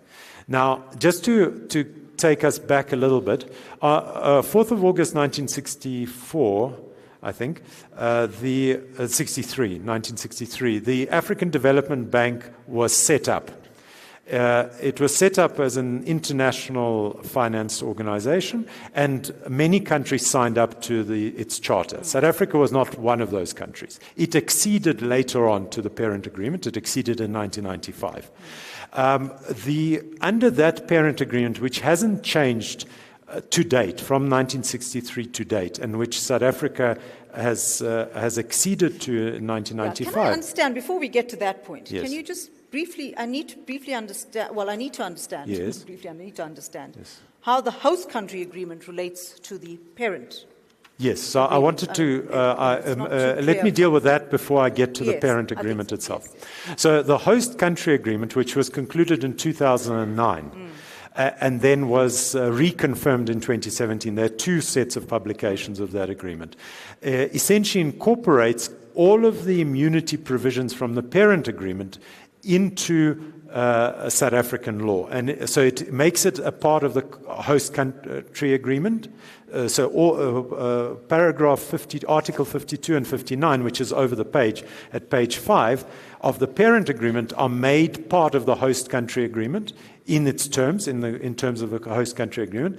And the host country agreement in turn is made part of South African law by virtue of the diplomatic Privileges and Immunities Act of 2001. It's in terms of the parent agreement that the bank enjoys immunity. Am I right? Yes, the host country agreement also speaks about immunity, but we rely mainly on the parent agreement as incorporated by the host country agreement. And that's why Article 52 then assumes importance, which is at page 5.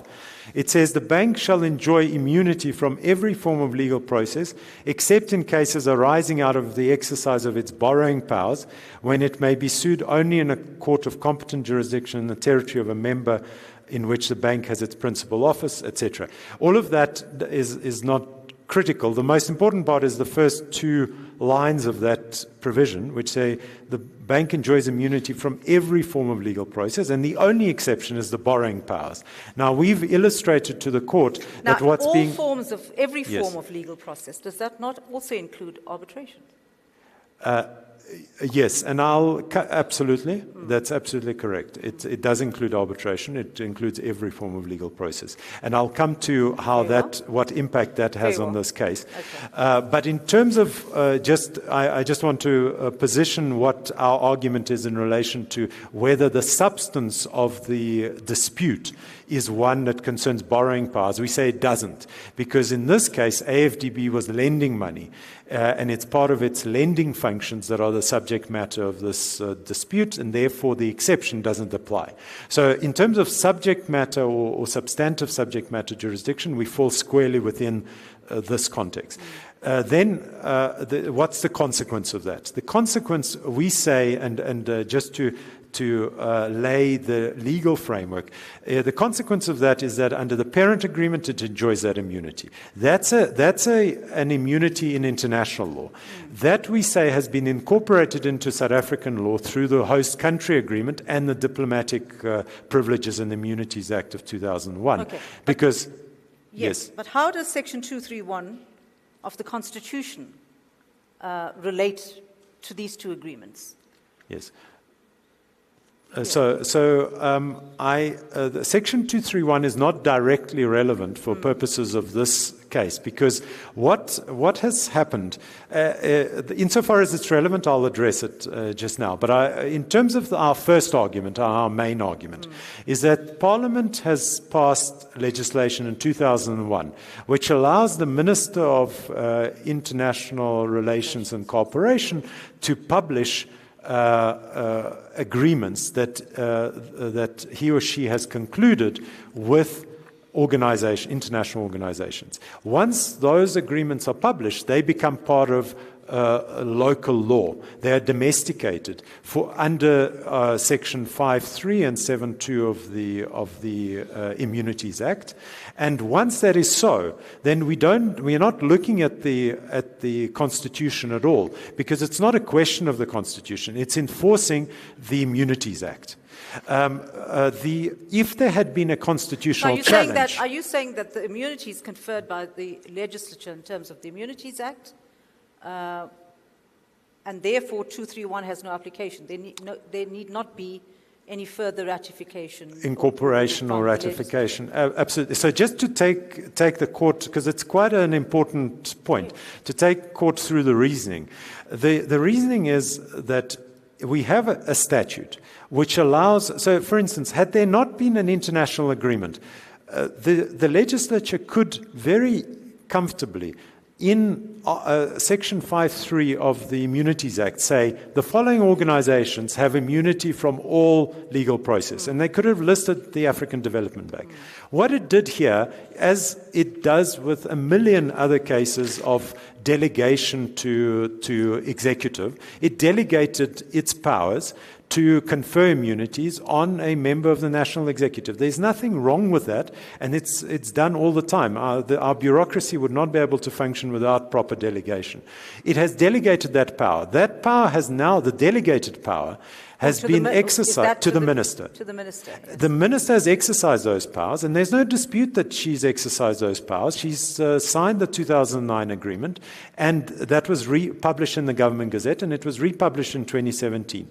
That then means the legislature has exercised its power to confer the immunities on AFDB. But so prior to the conferral of the immunities by the minister, that delegate power, were there already these agreements that were entered into between... The parent agreement was already incorporated, and I'll come to that point, but I don't want to, I want to emphasize that we rely in the first instance on the host country agreement and the Immunities Act read together, which confer the immunities. And there's no constitutional challenge. Had it been the case that Kalahari wanted to say Section 231 of the Constitution precludes you from Immunities Act from providing for the minister to confer immunities, well, then we would have been in a different universe. We are not in that universe. We're in a universe where the act is unchallenged. To the minister's powers under that act? Correct. And was there any constitutional challenge to the act? No challenge is before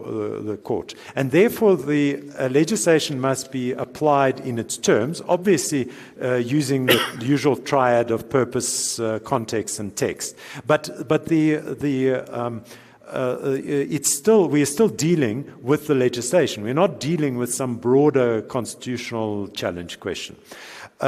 It is true that the parent agreement was incorporated, was ratified by Parliament in 1995. Before the host country agreement was concluded and before the Immunities Act power was exercised. We are not, we say that's an independent basis on which we also come home in this matter, but the court need not reach that question because there's a clear statute which gives effect to the immunity. So we don't even need to deal with Section 231 of the Constitution and ratification or anything of that nature. And we say the provisions are very clear, and there's a case, the court will know that there's a U.S. Supreme Court judgment which has now been... Can I just go back to that earlier question that I raised? The question about... the arbitration. I'll come to that, whether that's legal process. Well, the width of the term legal process, I mean, that would cover arbitrations as well. So it means a party such as Kalahari will have no recourse against the African Development Bank. Yes. Even by way of the arbitration mechanism. Now, that can't be right. That has to be, I mean, I have a difficulty with that. Yes. I take on board the difficulty. I'll deal with that immediately after I make this further point. What I wanted to say is in relation to the case that's been raised. It's a case of JAM versus the International Finance Corporation. It's not in the bundle; it's in the authorities, and that case, that's not the Supreme Court of Canada case, it's the U.S. Supreme Court case. And it's relied on in supplementary heads, which were filed a week before the hearing. But that case doesn't assist the Kalahari. It effectively, that's a case that dealt with U.S. Parochial U.S. legislation, which has a specific commercial transactions exception. South Africa does not have a commercial transactions exception. And the JAM case, the Chief Justice Roberts in that case made it very clear that if your agreement, your international agreement of the international organization, actually is sufficiently broadly framed to cover all legal process, then it will be enforced in its terms. And the commercial transactions exception is not going to be applicable. But is it appropriate from a constitutional point of view to have absolute immunity like Kalahari has in this case? Well, on a reading like AFDB, yes. Sorry, the African Development Bank. Yes. So it's it's is that the modern approach to? Basically these are commercial players. Yes. Shouldn't then the rules of the marketplace then apply? Yes, we have the Belgian Court of Appeal case, which interpreted that provision of the AFDB's parent agreement to mean it's immune from all processes. So there's international case law which upholds that notion. It's also a provision which has been passed in 1963. It's basically immune from all processes. Justice Catherine Sitlani, we submit that in this case, it would make no sense for it not to have immunity in relation to this kind of transaction. And our reasoning is threefold. Firstly, the terms of its immunity are very clear, that they cover all legal process. And when you have a commercial transactions exception... So do they cover arbitration disputes as well? Yes, but I'm going to deal with the arbitration disputes. I'm dealing with the commercial, because one of the points that's raised by Kalahari is that commercial transactions are excluded. And they say, this is a commercial transaction, therefore it's excluded. It's the usual commercial transactions exception. I'm dealing with that point first. I'll come to the arbitration. I promise. I just think it's important before we move... Because it's important that there be an alternate remedy. Yes. Absolutely. No, the alternate remedy I'll come to. I'm saying in the commercial transactions exception, it's clear from the wording, and our first point is, it's clear from the wording of Article 52 that it covers all legal process and there's no commercial transactions exception. Whereas in US legislation and other statutes, there is an express commercial transactions exception. There is no such exception in the host country agreement or in the parent agreement or anywhere else. That's the first point. The second point is that the commercial transactions it would make no sense to interpret Article 52, which is on page 5, in any way as not applying to the AFDB's lending function, because that's the only time that it's going to conclude agreements which are going to be the subject of this immunity. That's its business. So for its lending transaction not to be covered by this immunity would do violence to this immunity, would put a line through this immunity. And therefore we say it's simply not an available interpretation. The interpretation must include its lending functions, which puts us squarely, the common terms agreement, squarely within the context of this matter and the being an arbitrable dispute. So we say for those two reasons, as well as the third reason being the case law that's relied on by the Kalahari itself, we say supports our case, which I've already traversed. I won't retraverse it. I'll now move on to the arbitration point, which is obviously a very important point. So the point is this, that's made by Kalahari, if I can just summarize it. They say, no, but yes, there's this arbitration clause, and yes, it might fall within arbitrable disputes, but 40.2.9, if I may take the court to that, on page 6, says, the parties hereby acknowledge and agree that nothing contained in this agreement or any other finance document shall be construed as a waiver, renunciation, or other modification of any privileges, immunities, and exemptions accorded to AFDB under AFDB Charter, international law, or other applicable treaties, etc. So they argue, they say, no, but that means that 40.2.1 is a dead letter.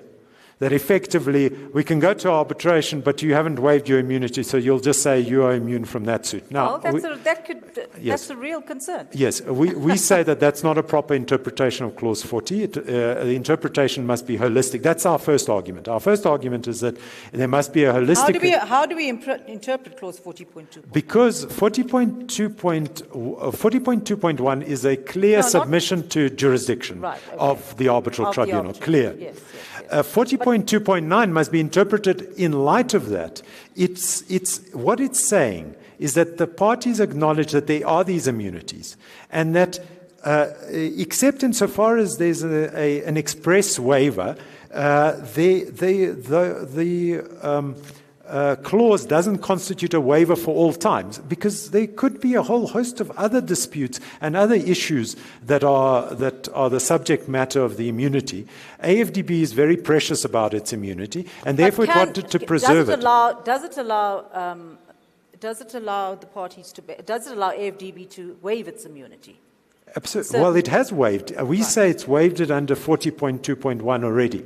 And as the court will see, the papers make it clear that it's the finance parties that contend that the matter should be referred to arbitration and that it should be subject to arbitration. Therefore, that is a further reconfirmation insofar as you needed any waiver of immunity, an additional waiver. That's our second point, that the papers in this matter make it clear. Is there a resolution from the board? Yes. Of the AFDB, basically agreeing to the waiver of its immunity? Yes. For purposes of the arbitral dispute? Yes. Justice Catherine Setlani, the parties, there's been no challenge to the authority of the AFDB deponent to act on behalf of AFDB for all purposes, and for us to act on behalf of AFDB for all purposes. And under Rule 7, and in terms of the prior case law, it's clear that we can represent AFDB for these purposes. The immunity we say it's been waived already in terms of the Clause 40. Insofar as that's not the case, we have waived it in the affidavits, and we give a tender in any event to court, in open court, that is our position. And we are obviously fully authorized. As I understood yes. the contentions raised in the affidavits, it was this point was raised by the by Kalahari parties, but the IDF and the AFDB didn't deal with it. So are you waiving it on behalf of the board now? We say we did deal with it. Yes. You know. Justice, we say we did deal with it. Okay. We say we have addressed it, and we said that the matter must be referred to arbitration, and that there's no merit in the contention that 40.2.9 in any way prevents that. So we say that that's the contention of the finance parties, and therefore we say it's either express or implicit waiver insofar as it was necessary, but we say on interpretation, a proper interpretation of Clause 40, there is no need for a waiver. But insofar as the court needs any comfort, we give that tender to court in open court, and there's no difficulty with that, because that is what the parties contended. That said, and if I may just say, it does not follow from the desirability of the waiver that a waiver is actually a requirement, because no matter what the court thinks about there being an absolute immunity or immunity from suit, it does not mean that the court can look behind the Immunities Act and the host country agreement. That confers immunities, and therefore, insofar as South African courts are concerned, those immunities apply. So we say the Immunities Act must be applied in its terms, and it doesn't give jurisdiction to the court to circumvent it. It might be subject matter of a future constitutional challenge by Kalahari, but that's a separate issue. And then the fourth point that we would make on the immunity issue, and it's quite important, is that there's no evidence before this court that there is no other remedy. The AFDB is based on the Ivory Coast. It has business. It has business offices in various jurisdictions. There's no suggestion that other courts have no jurisdiction over the AFDB, and it's completely immune from all process forever. And therefore, this court can't make an assumption that this is the last chance saloon for Well, do I need to go there? You don't. No. Bearing in mind that there's this concession made now. Yes, absolutely. We say you don't need to go there even on the terms of the agreement or the concession or the clear Immunities Act provisions. For all of those reasons, each one is dispositive of the matter, and we say we would be entitled to our relief on any basis. You accept that should this court stay the court proceedings and that the matter be dealt with by way of arbitration, that the court needs to be certain that this point is not going to be raised, AFDB's immunity? Well, we've already waived it. So, You've already waived it, okay. Yes. So we submit for all those reasons that we are entitled to either a stay or dismissal. And we say that actually the court would be well within its rights to dismiss the application by Kalahari. So first of all, we seek that our application for leave to appeal be granted, that the appeal be upheld, that the order of the High Court be set aside and replaced with an order either dismissing the application insofar as it concerns Kalahari, the borrower, or staying that application and referring the matter to arbitration. Yeah, but insofar as the interdictory relief is concerned, should there be some sort of carve-out in respect to that? So insofar as it concerns the shareholders? Yes, so insofar as the stay would be in relation to Kalahari's application vis-à-vis the lenders, not the shareholders, any shareholder aspect that the shareholders bring in their own right. And that will obviously have to be determined by the High Court if it's still relevant. Well, that can be dealt with by the High Court at a later stage. If it's appropriate to do so, yes. Yes, so Justice, we submit that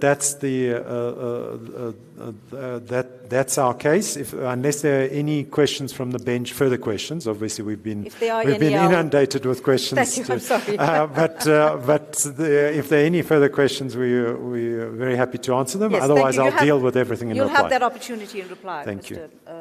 Thank you. Thank you very much, Mr. Masteries. Mr. Gauci. May it please the court. Justice Kathy Setilwani, Mr. Lutuli and I appear for the Kalahari parties, the respondents in this matter.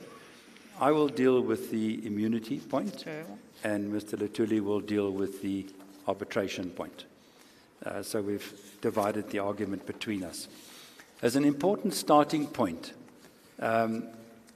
it must be borne in mind, and this was not before the Supreme Court of Appeal because of an administrative, we say, glitch in the office of the registrar of that court, that the two matters were not put together when leave to appeal was sought.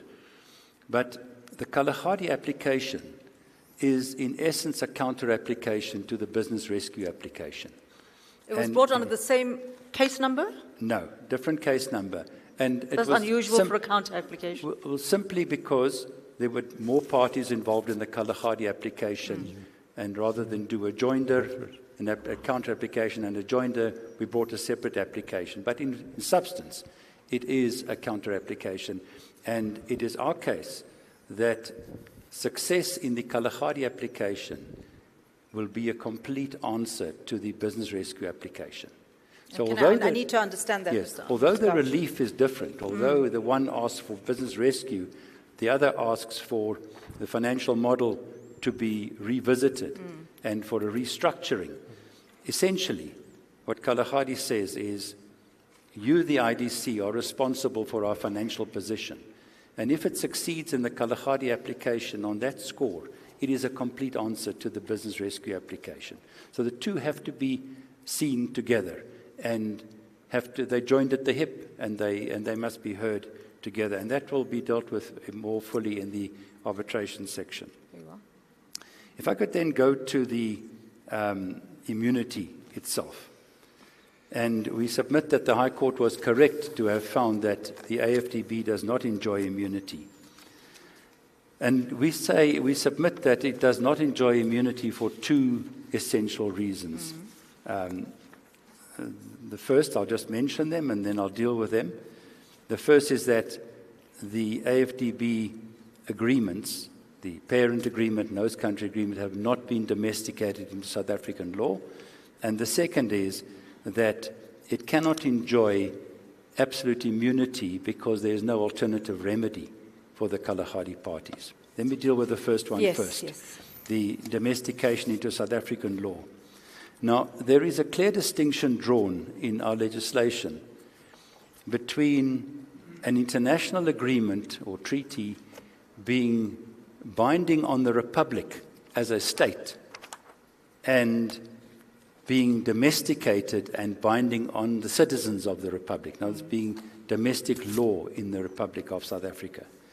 This distinction is very clear in Section 231 of the Constitution. Could I refer you to that, page 4 of the abridged Yes, record? I'm with you. And if we could look at sub 2, 231 sub 2, an international agreement binds the Republic, and we emphasize those words, binds the Republic, in other words, as a state, only after it has been approved by resolution in both the National Assembly and the National Council of Provinces, unless it is an agreement referred to in subsection 3, and we can ignore that. It's not one of those. Sub 4 says that, in contrast, an international agreement becomes law in the Republic when it is enacted into law by national legislation. And we don't have to read any further than that. So there is this clear distinction between what is binding on the Republic as a state and what is binding as law.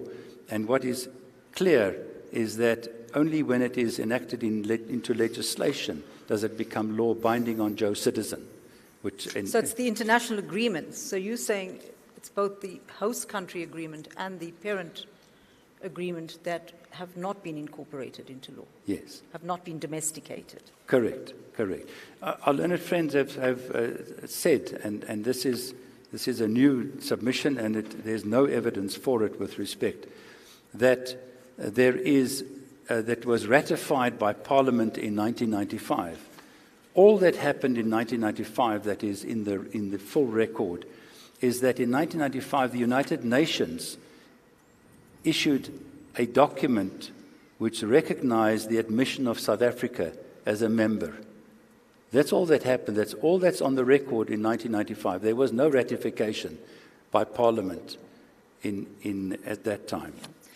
What then is the purpose of this Immunities Act? Well, the Immunities Act and the power that the minister has to confer immunity and certain privileges on we submit the named organizations and officials. We submit that the purpose is, and I'll come back to contrast in that act itself, but the purpose is to allow the minister to recognize an organization, and this is an international organization, to recognize it for purposes of what the Republic, as a state, will confer or recognize in that organization. So 5 subsection 3 of the Immunities Act, and I'm not sure if that has now been made available to the audience, but it says 5 yes, sub 3, yeah. Any organization recognized by the minister for purposes of this section enjoys such privileges and immunities as may be provided for in any agreement. And then 7, any agreement whereby immunities and privileges are conferred by any person or organization, to any person or organization in terms of this act must be published by notice in the Gazette. That only gives rise to a contractual relationship, rights and obligations between the organization and the state and the Republic as such. Contrast that. But we do have an agreement. No, there is an agreement, but the agreement has not become domestic law. That is the crucial aspect in this matter. And if one contrasts that with Section 2 of the Immunities Act, for instance, which says, in terms, the conventions, and this is not a convention, the conventions have the force of law in the Republic. So there is always this very clear distinction drawn in the legislation between what is binding on the Republic and what is binding on, as a matter of domestic law, on the citizens of the country. And it would be very strange, with respect, if a minister it would be incongruous if a minister were able to take an agreement and say it is now law in this country, which is the domain of Parliament. So has there been any challenge to the minister's powers under the Immunities Act? No, because we simply say it doesn't take it far enough.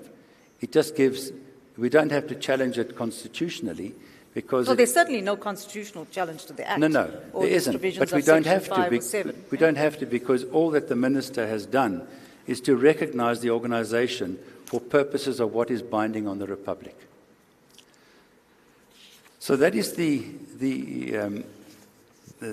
first point that we make, is that there is, in fact, there's no evidence that Parliament, either the National Assembly or National Council of Provinces, or even the Parliament before the present Constitution, the 1996 Constitution, that no evidence that Parliament ever recognized this and made it domestic law.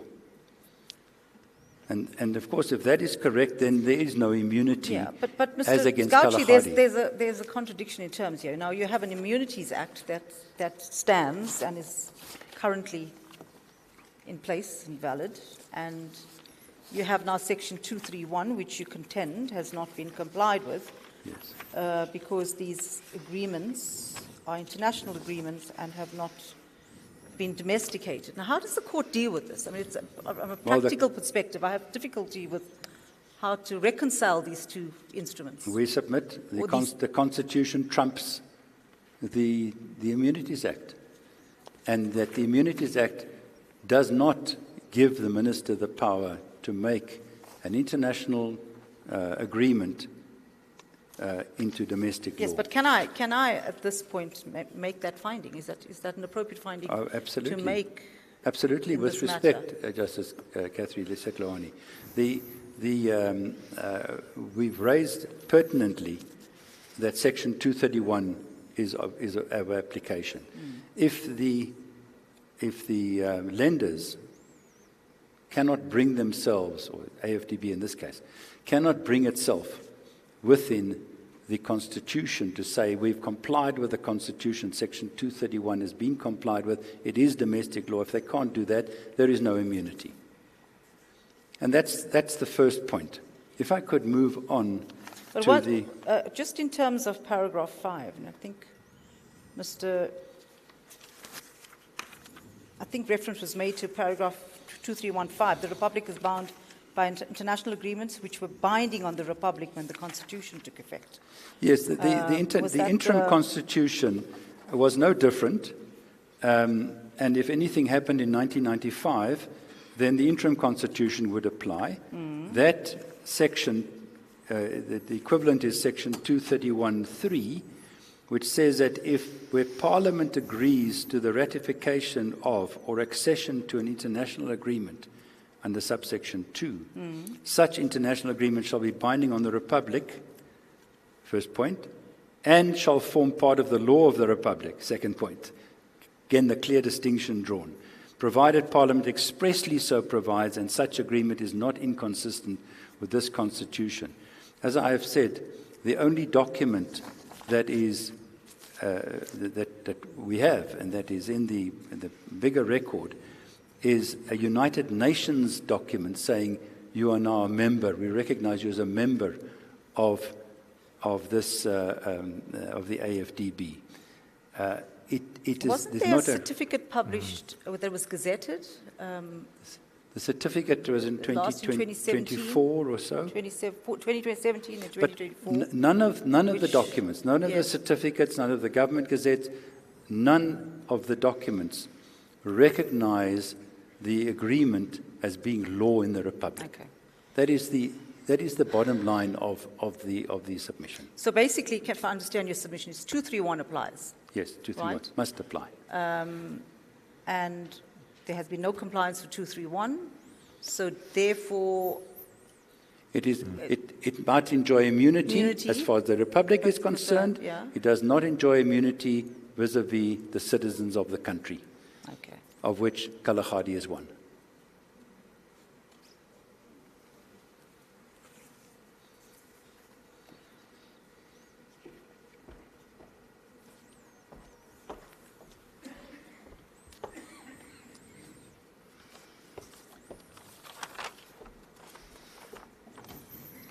Tell me to hurry up. Let me make the submissions on the second point. Well.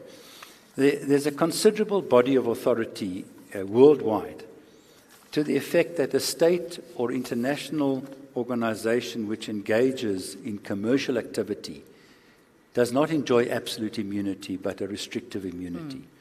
And that you can only have absolute immunity if there is an alternative remedy. And the authorities are in the High Court judgment. Well, Some of them are. Yeah. There are many, many more. The seminal authority is the Court of Appeal in England, a decision by Lord Denning, Trendex Trading. And it spells out very clearly that there's a distinction between states in the past that were involved with foreign affairs and defense. And as an international rule of law, it was recognized that they have absolute immunity. But then they started engaging, says Lord Denning, 50 years, and that was before 1977, started engaging in commercial activities. And once they engage in commercial activities, then they should be held to the laws of the market. And then restrictive immunity was recognized. And what is then crucial is to ask, if they want to enjoy immunity, is there alternative remedy here? And the alternative remedy that they point to is the arbitration clause. The problem with the arbitration clause, clause 40.2.1, read with the non-waiver clause of 40.2.9, is that the arbitration clause is immediately nullified by the fact that in the same clause, clause 40, the AFDB says, we don't waive any immunity here. And what is the immunity for? It's against legal process. As you have correctly debated with our learned friends, arbitration is a legal process. So they say, we'll waive. We'll waive our right to immunity in the arbitration. But we say that doesn't go far enough because the court has a supervising role in arbitration. You can go to court before to stop the arbitration. You can go to court in the middle to interdict the arbitration. You can go to court at the end to review it, to make it an order of court. When we go to court to make the award an order of court, they'll say, you can't sue us in court. We never waived our immunity for that.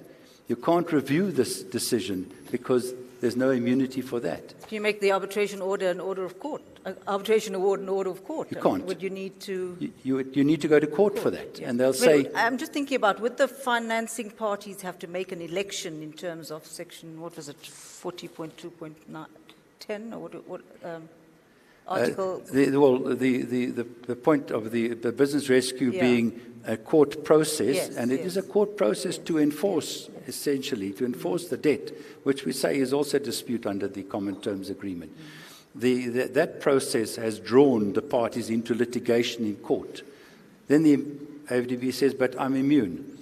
The other point about the immunity with respect is this. The shareholders are not party to the Common Terms Agreement and therefore not party to the arbitration agreement.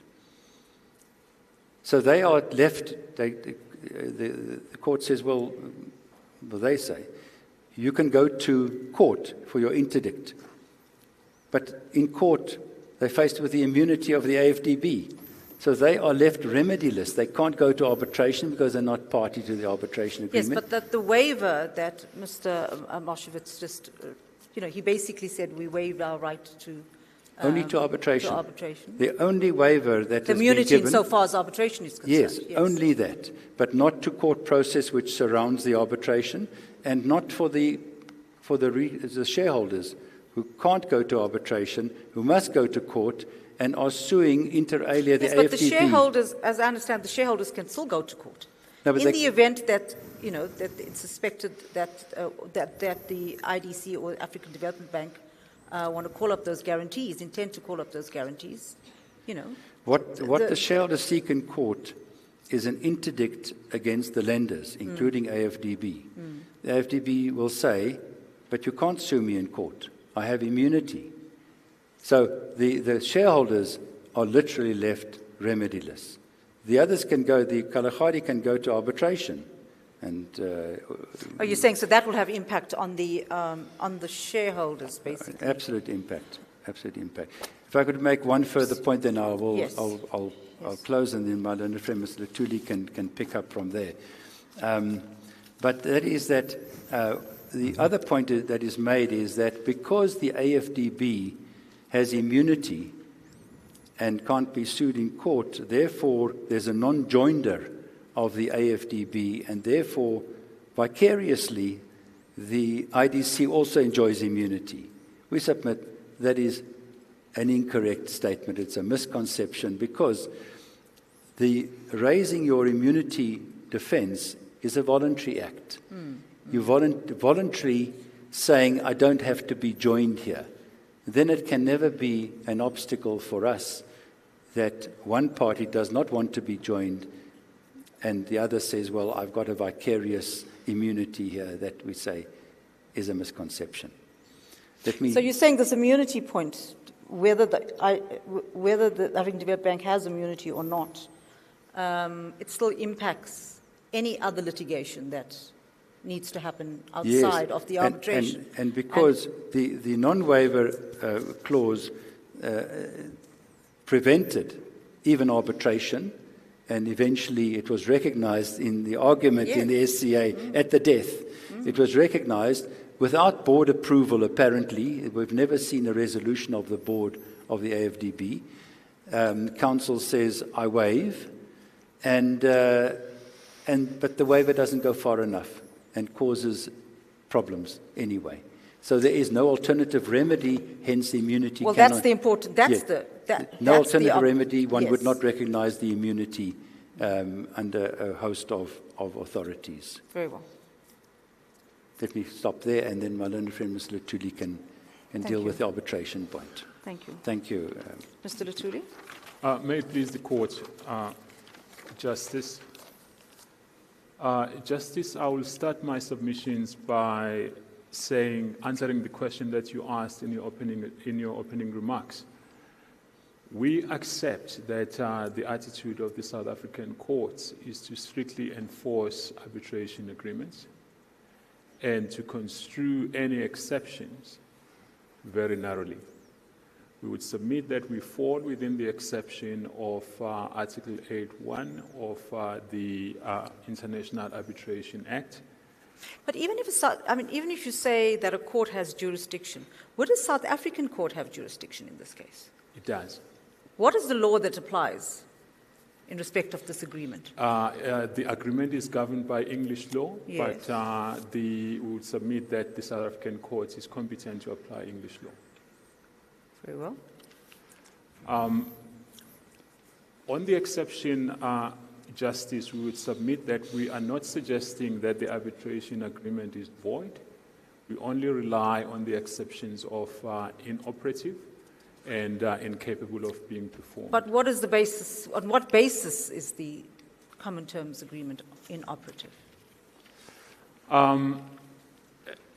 Justice, we would submit that on the terms of the agreement itself, I would go back to the debate that arose between the court and Mr. Mofshovik for the lenders in relation to specifically clause 40.2.9, which says it does not waive the immunity. And the submission was that the court gets through that by interpretation.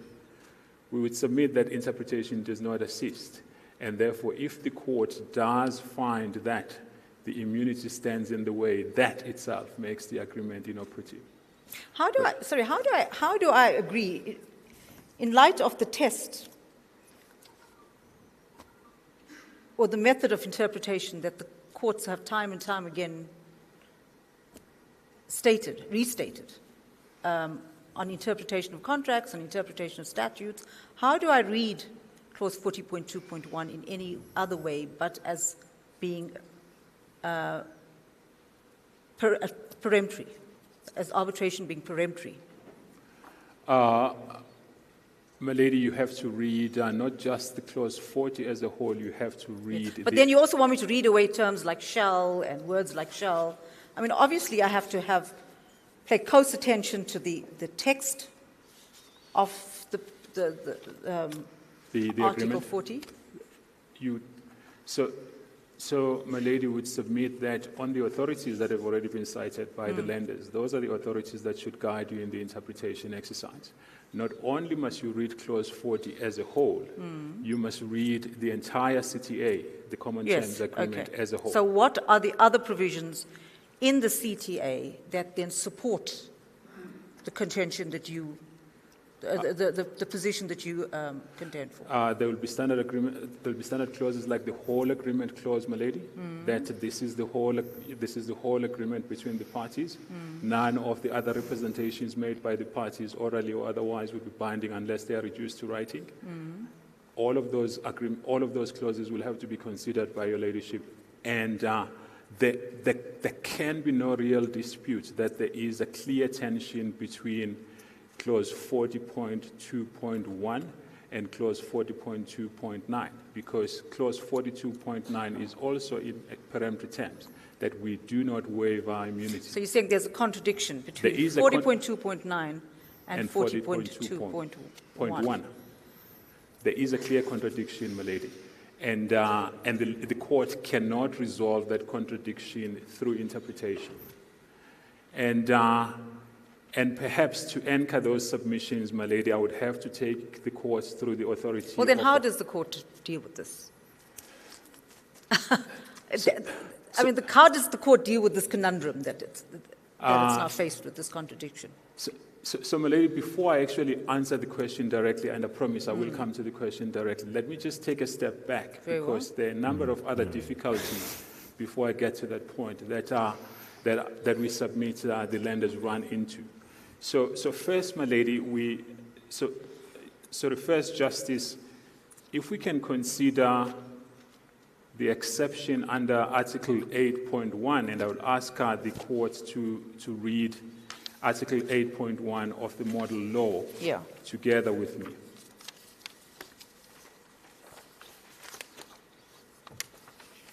So the article says, a court before which an action is brought in a matter which is the subject of arbitration agreement. The matter which is the subject of the arbitration agreement. The matter, my lady, it's important to distinguish between what I'm going to call the dispute from an enforcement mechanism that is chosen by the lenders, and also that must be distinguished from the forum that the lenders choose to go to enforce the terms of the agreement. So the dispute in this instance is not the business rescue, it is not the arbitration. The dispute is one, insofar as Kalahari is concerned, whether Kalahari is in default. And if it is in default, whether it is entitled to a restructuring of its loan facilities with the lenders. The IDC has taken the route of enforcing Kalahari's indebtedness, repayment, through business rescue proceedings. Because it chose business rescue proceedings, it could only go to court. But it could equally have sought enforcement of those obligations in arbitration. Yes, but how does, in order to escape the arbitration clause, you have to bring it within the last two lines of Article 1, Indeed. 8.1. Now, indeed, if I may go... Is the agreement null and void? Is it inoperative? Is it incapable of being performed? My lady, we submit that the agreement is not null and void, but it is inoperative and incapable of being performed. Why do you say that? I still don't understand. I don't understand why it is inoperative. If I may, my lady, first take the courts to the Canadian authority, because it is the only authority that we could find that has actually interpreted the meaning of those terms. And it uses exactly the same language quoted from the Canadian Arbitration Act, which is taken directly from the model law. So it's exactly the same language. And the authority that we're referring to, my lady, is Peace River Hydro Partners versus Petro West Corporation. And it is reported in 2022, Volume 3 of the Supreme Court report, okay. Supreme Court of Mr. Canada Latuli, report. this authority was only handed to me 5 minutes before we came into the session. Indeed. So can you quickly take me through it? And indeed it was, yeah. my lady. My lady, I'm not going to go through all the relevant paragraphs. However, I would point at paragraph 132. At 132, the court would that appears on page 320 at the top of the page. Page 320 at the top of the page, paragraph 132. 320. Yeah, sorry, 1 second.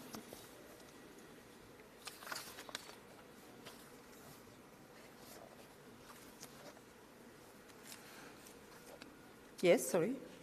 Go ahead. At paragraph 132, my lady, it shows the submission that I've just made, that the language is actually drawn from the model law, Article 8.1, that is confirmed there. Yes, understand. It's literally stating what's in. It is in Article 8. Indeed, my lady. Right, but now how does that help me in any way? And unless you've made out, you need to make out a case for why it's inoperative, and that's not on your papers. My lady, we would have made the case if that case, if Article 8.1 was relied on in the High Court. It was it never yes, was. but did it have to be relied on in the High Court? I mean, from a reading of the Common Terms Agreement, it's quite clear that it's an international agreement. That at the end of the day, the court had to decide whether or not it had jurisdiction in this matter. My lady, we did make the case, and the case is simply the following. The IDC has made an election to sue Kalahari to enforce the debt in court. Because the IDC has made an election, which it is entitled to make in terms of the Common Terms Agreement, that therefore renders the agreement inoperative. Okay, so you're saying because it made the election to go to litigate in respect to the business rescue, that then applies across the board. That is correct, my lady, because to a dispute that even arises to the dispute that arises from the Common Terms Agreement or out of. The dispute is Kalahari's indebtedness, its default in terms of the Common Terms Agreement, and whether it is entitled to a restructuring. That is the dispute. That dispute arises squarely out of the Common Terms Agreement. The IDC has decided to go to court to litigate in relation to that dispute. And having decided to go to court to litigate in relation to that dispute, Kalahari is therefore entitled to raise its defense in court. The Kalahari application is a defense to the business rescue application. It need not necessarily be under the same case number for it to be so, but it was found by the High Court to be a complete answer to the business rescue application. And the fact that the African Development Bank was not part of that application? My was lady, not cited as an applicant? My lady, Justice, there are two answers to that. Firstly, all right, you've got another 2 minutes, yes. And then I need to wrap up. First, Justice, once one of the lenders has made the election, that is sufficient. Two, in terms of the intercreditor agreement, which is concluded by the lenders, business rescue and liquidation and other proceedings is one of the proceedings which requires the lenders to agree. Yeah. We do not know, as the Kalahari parties, what is happening behind the scenes between the lenders. We cannot tell the court whether AFDB agreed to that or not. However, what we do rely on, my lady, is that even though it was not cited as a party, it was given notice of the BR application as an interested and an affected party. Having been given notice of the BR application, it had a choice. It could either object or it could fold its arms. It chose to fold its arms. Therefore, the court is entitled to take that as either an acquiescence, or the court, we submit, has to find that the AFDB is now stopped from distancing itself from the BR application under those circumstances. And based on that, my lady, on that alone, we would submit that that renders the arbitration agreement within the common terms agreement. Okay. Is there anything more that you want to make a submission on, Mr. Lutuli? Justice, there are other grounds that we have raised, which is that the dispute includes parties that are not party to the common terms agreement, and also there are other issues which are constitutional and statutory issues that relate to the IFDB.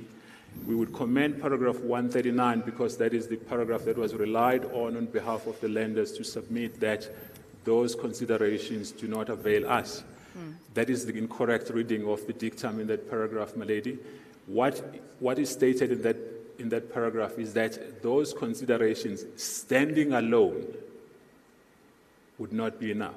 We do not rely on them standing alone. We rely on them as the conspectors of all factors that this court needs to take into account in order to decide whether to stay the proceedings in court and send us to arbitration. Very well. And finally, my lady, and finally, Justice, we would submit that this court cannot stay the Kalahari application and send Kalahari to arbitration and allow the BR application to proceed, because in effect it would be taking away a defense from Kalahari and rendering it a sitting duck in terms of the BR application. Therefore, if the court were to be minded to suspend, it would have to suspend both the BR application and the Kalahari application. And that way, then all parties will be protected in that the IDC cannot have its cake and eat it by going to get a court order, which we submit in terms of the moratorium under Section 133 of the Companies Act would actually neutralize the arbitration process in any event. It therefore would have to be stayed in order for the court to ensure that the arbitration Very is well. effective. Thank you, Mr. Lutuli. Court, please. Mr. Malshevich, do you want to do a very short reply? I can do very, very, very short reply because I think we've run out of time. Yeah. So the first point is in relation to the Supreme Court of Canada authority. It makes it quite clear that in arbitration law, the term has been used of inoperative to describe arbitration agreements which, although not void ab initio, have ceased for some reason to have future effect or have become inapplicable between the parties in their dispute. And we say that that's not the case here at all. The dispute continues, the agreement is still in place, and there's no reason to overlook it. The business rescue proceedings, it's not before this court to decide what happens to the business rescue proceedings. It might well mean that if stay is granted in the Kalahari application, that has a similar effect on the business rescue proceedings. And there's nothing to gainsay that. We've dealt with the waiver point, so I'm not going to retraverse that. The clauses that are cited in the common terms agreement, whole agreement clause, no representation clause, they don't assist the interpretive exercise in this case. And in relation to the immunity point, it is not correct that the record doesn't reflect ratification. It reflects the instruments of ratification being deposited with the UN Secretary General, which is the way that the agreements come into force at an international level. That agreement came into force in 1996. That's quite clear. With the new constitution in 1997, in February 1997, it then became part of South African law. But we don't even have to rely on that, as I submitted. We rely on the host country agreement and the fact that that is, under the Immunities Act, a self-standing basis on which immunities can be recognized, and in the absence of a constitutional challenge, there's nothing to gainsay that. So for all those reasons, there are many other things that I could have traversed, but for all those reasons, we say we must succeed. Thank you very much. Thank you for the very full argument. I will take that into consideration, and judgment is reserved. Thank you very much.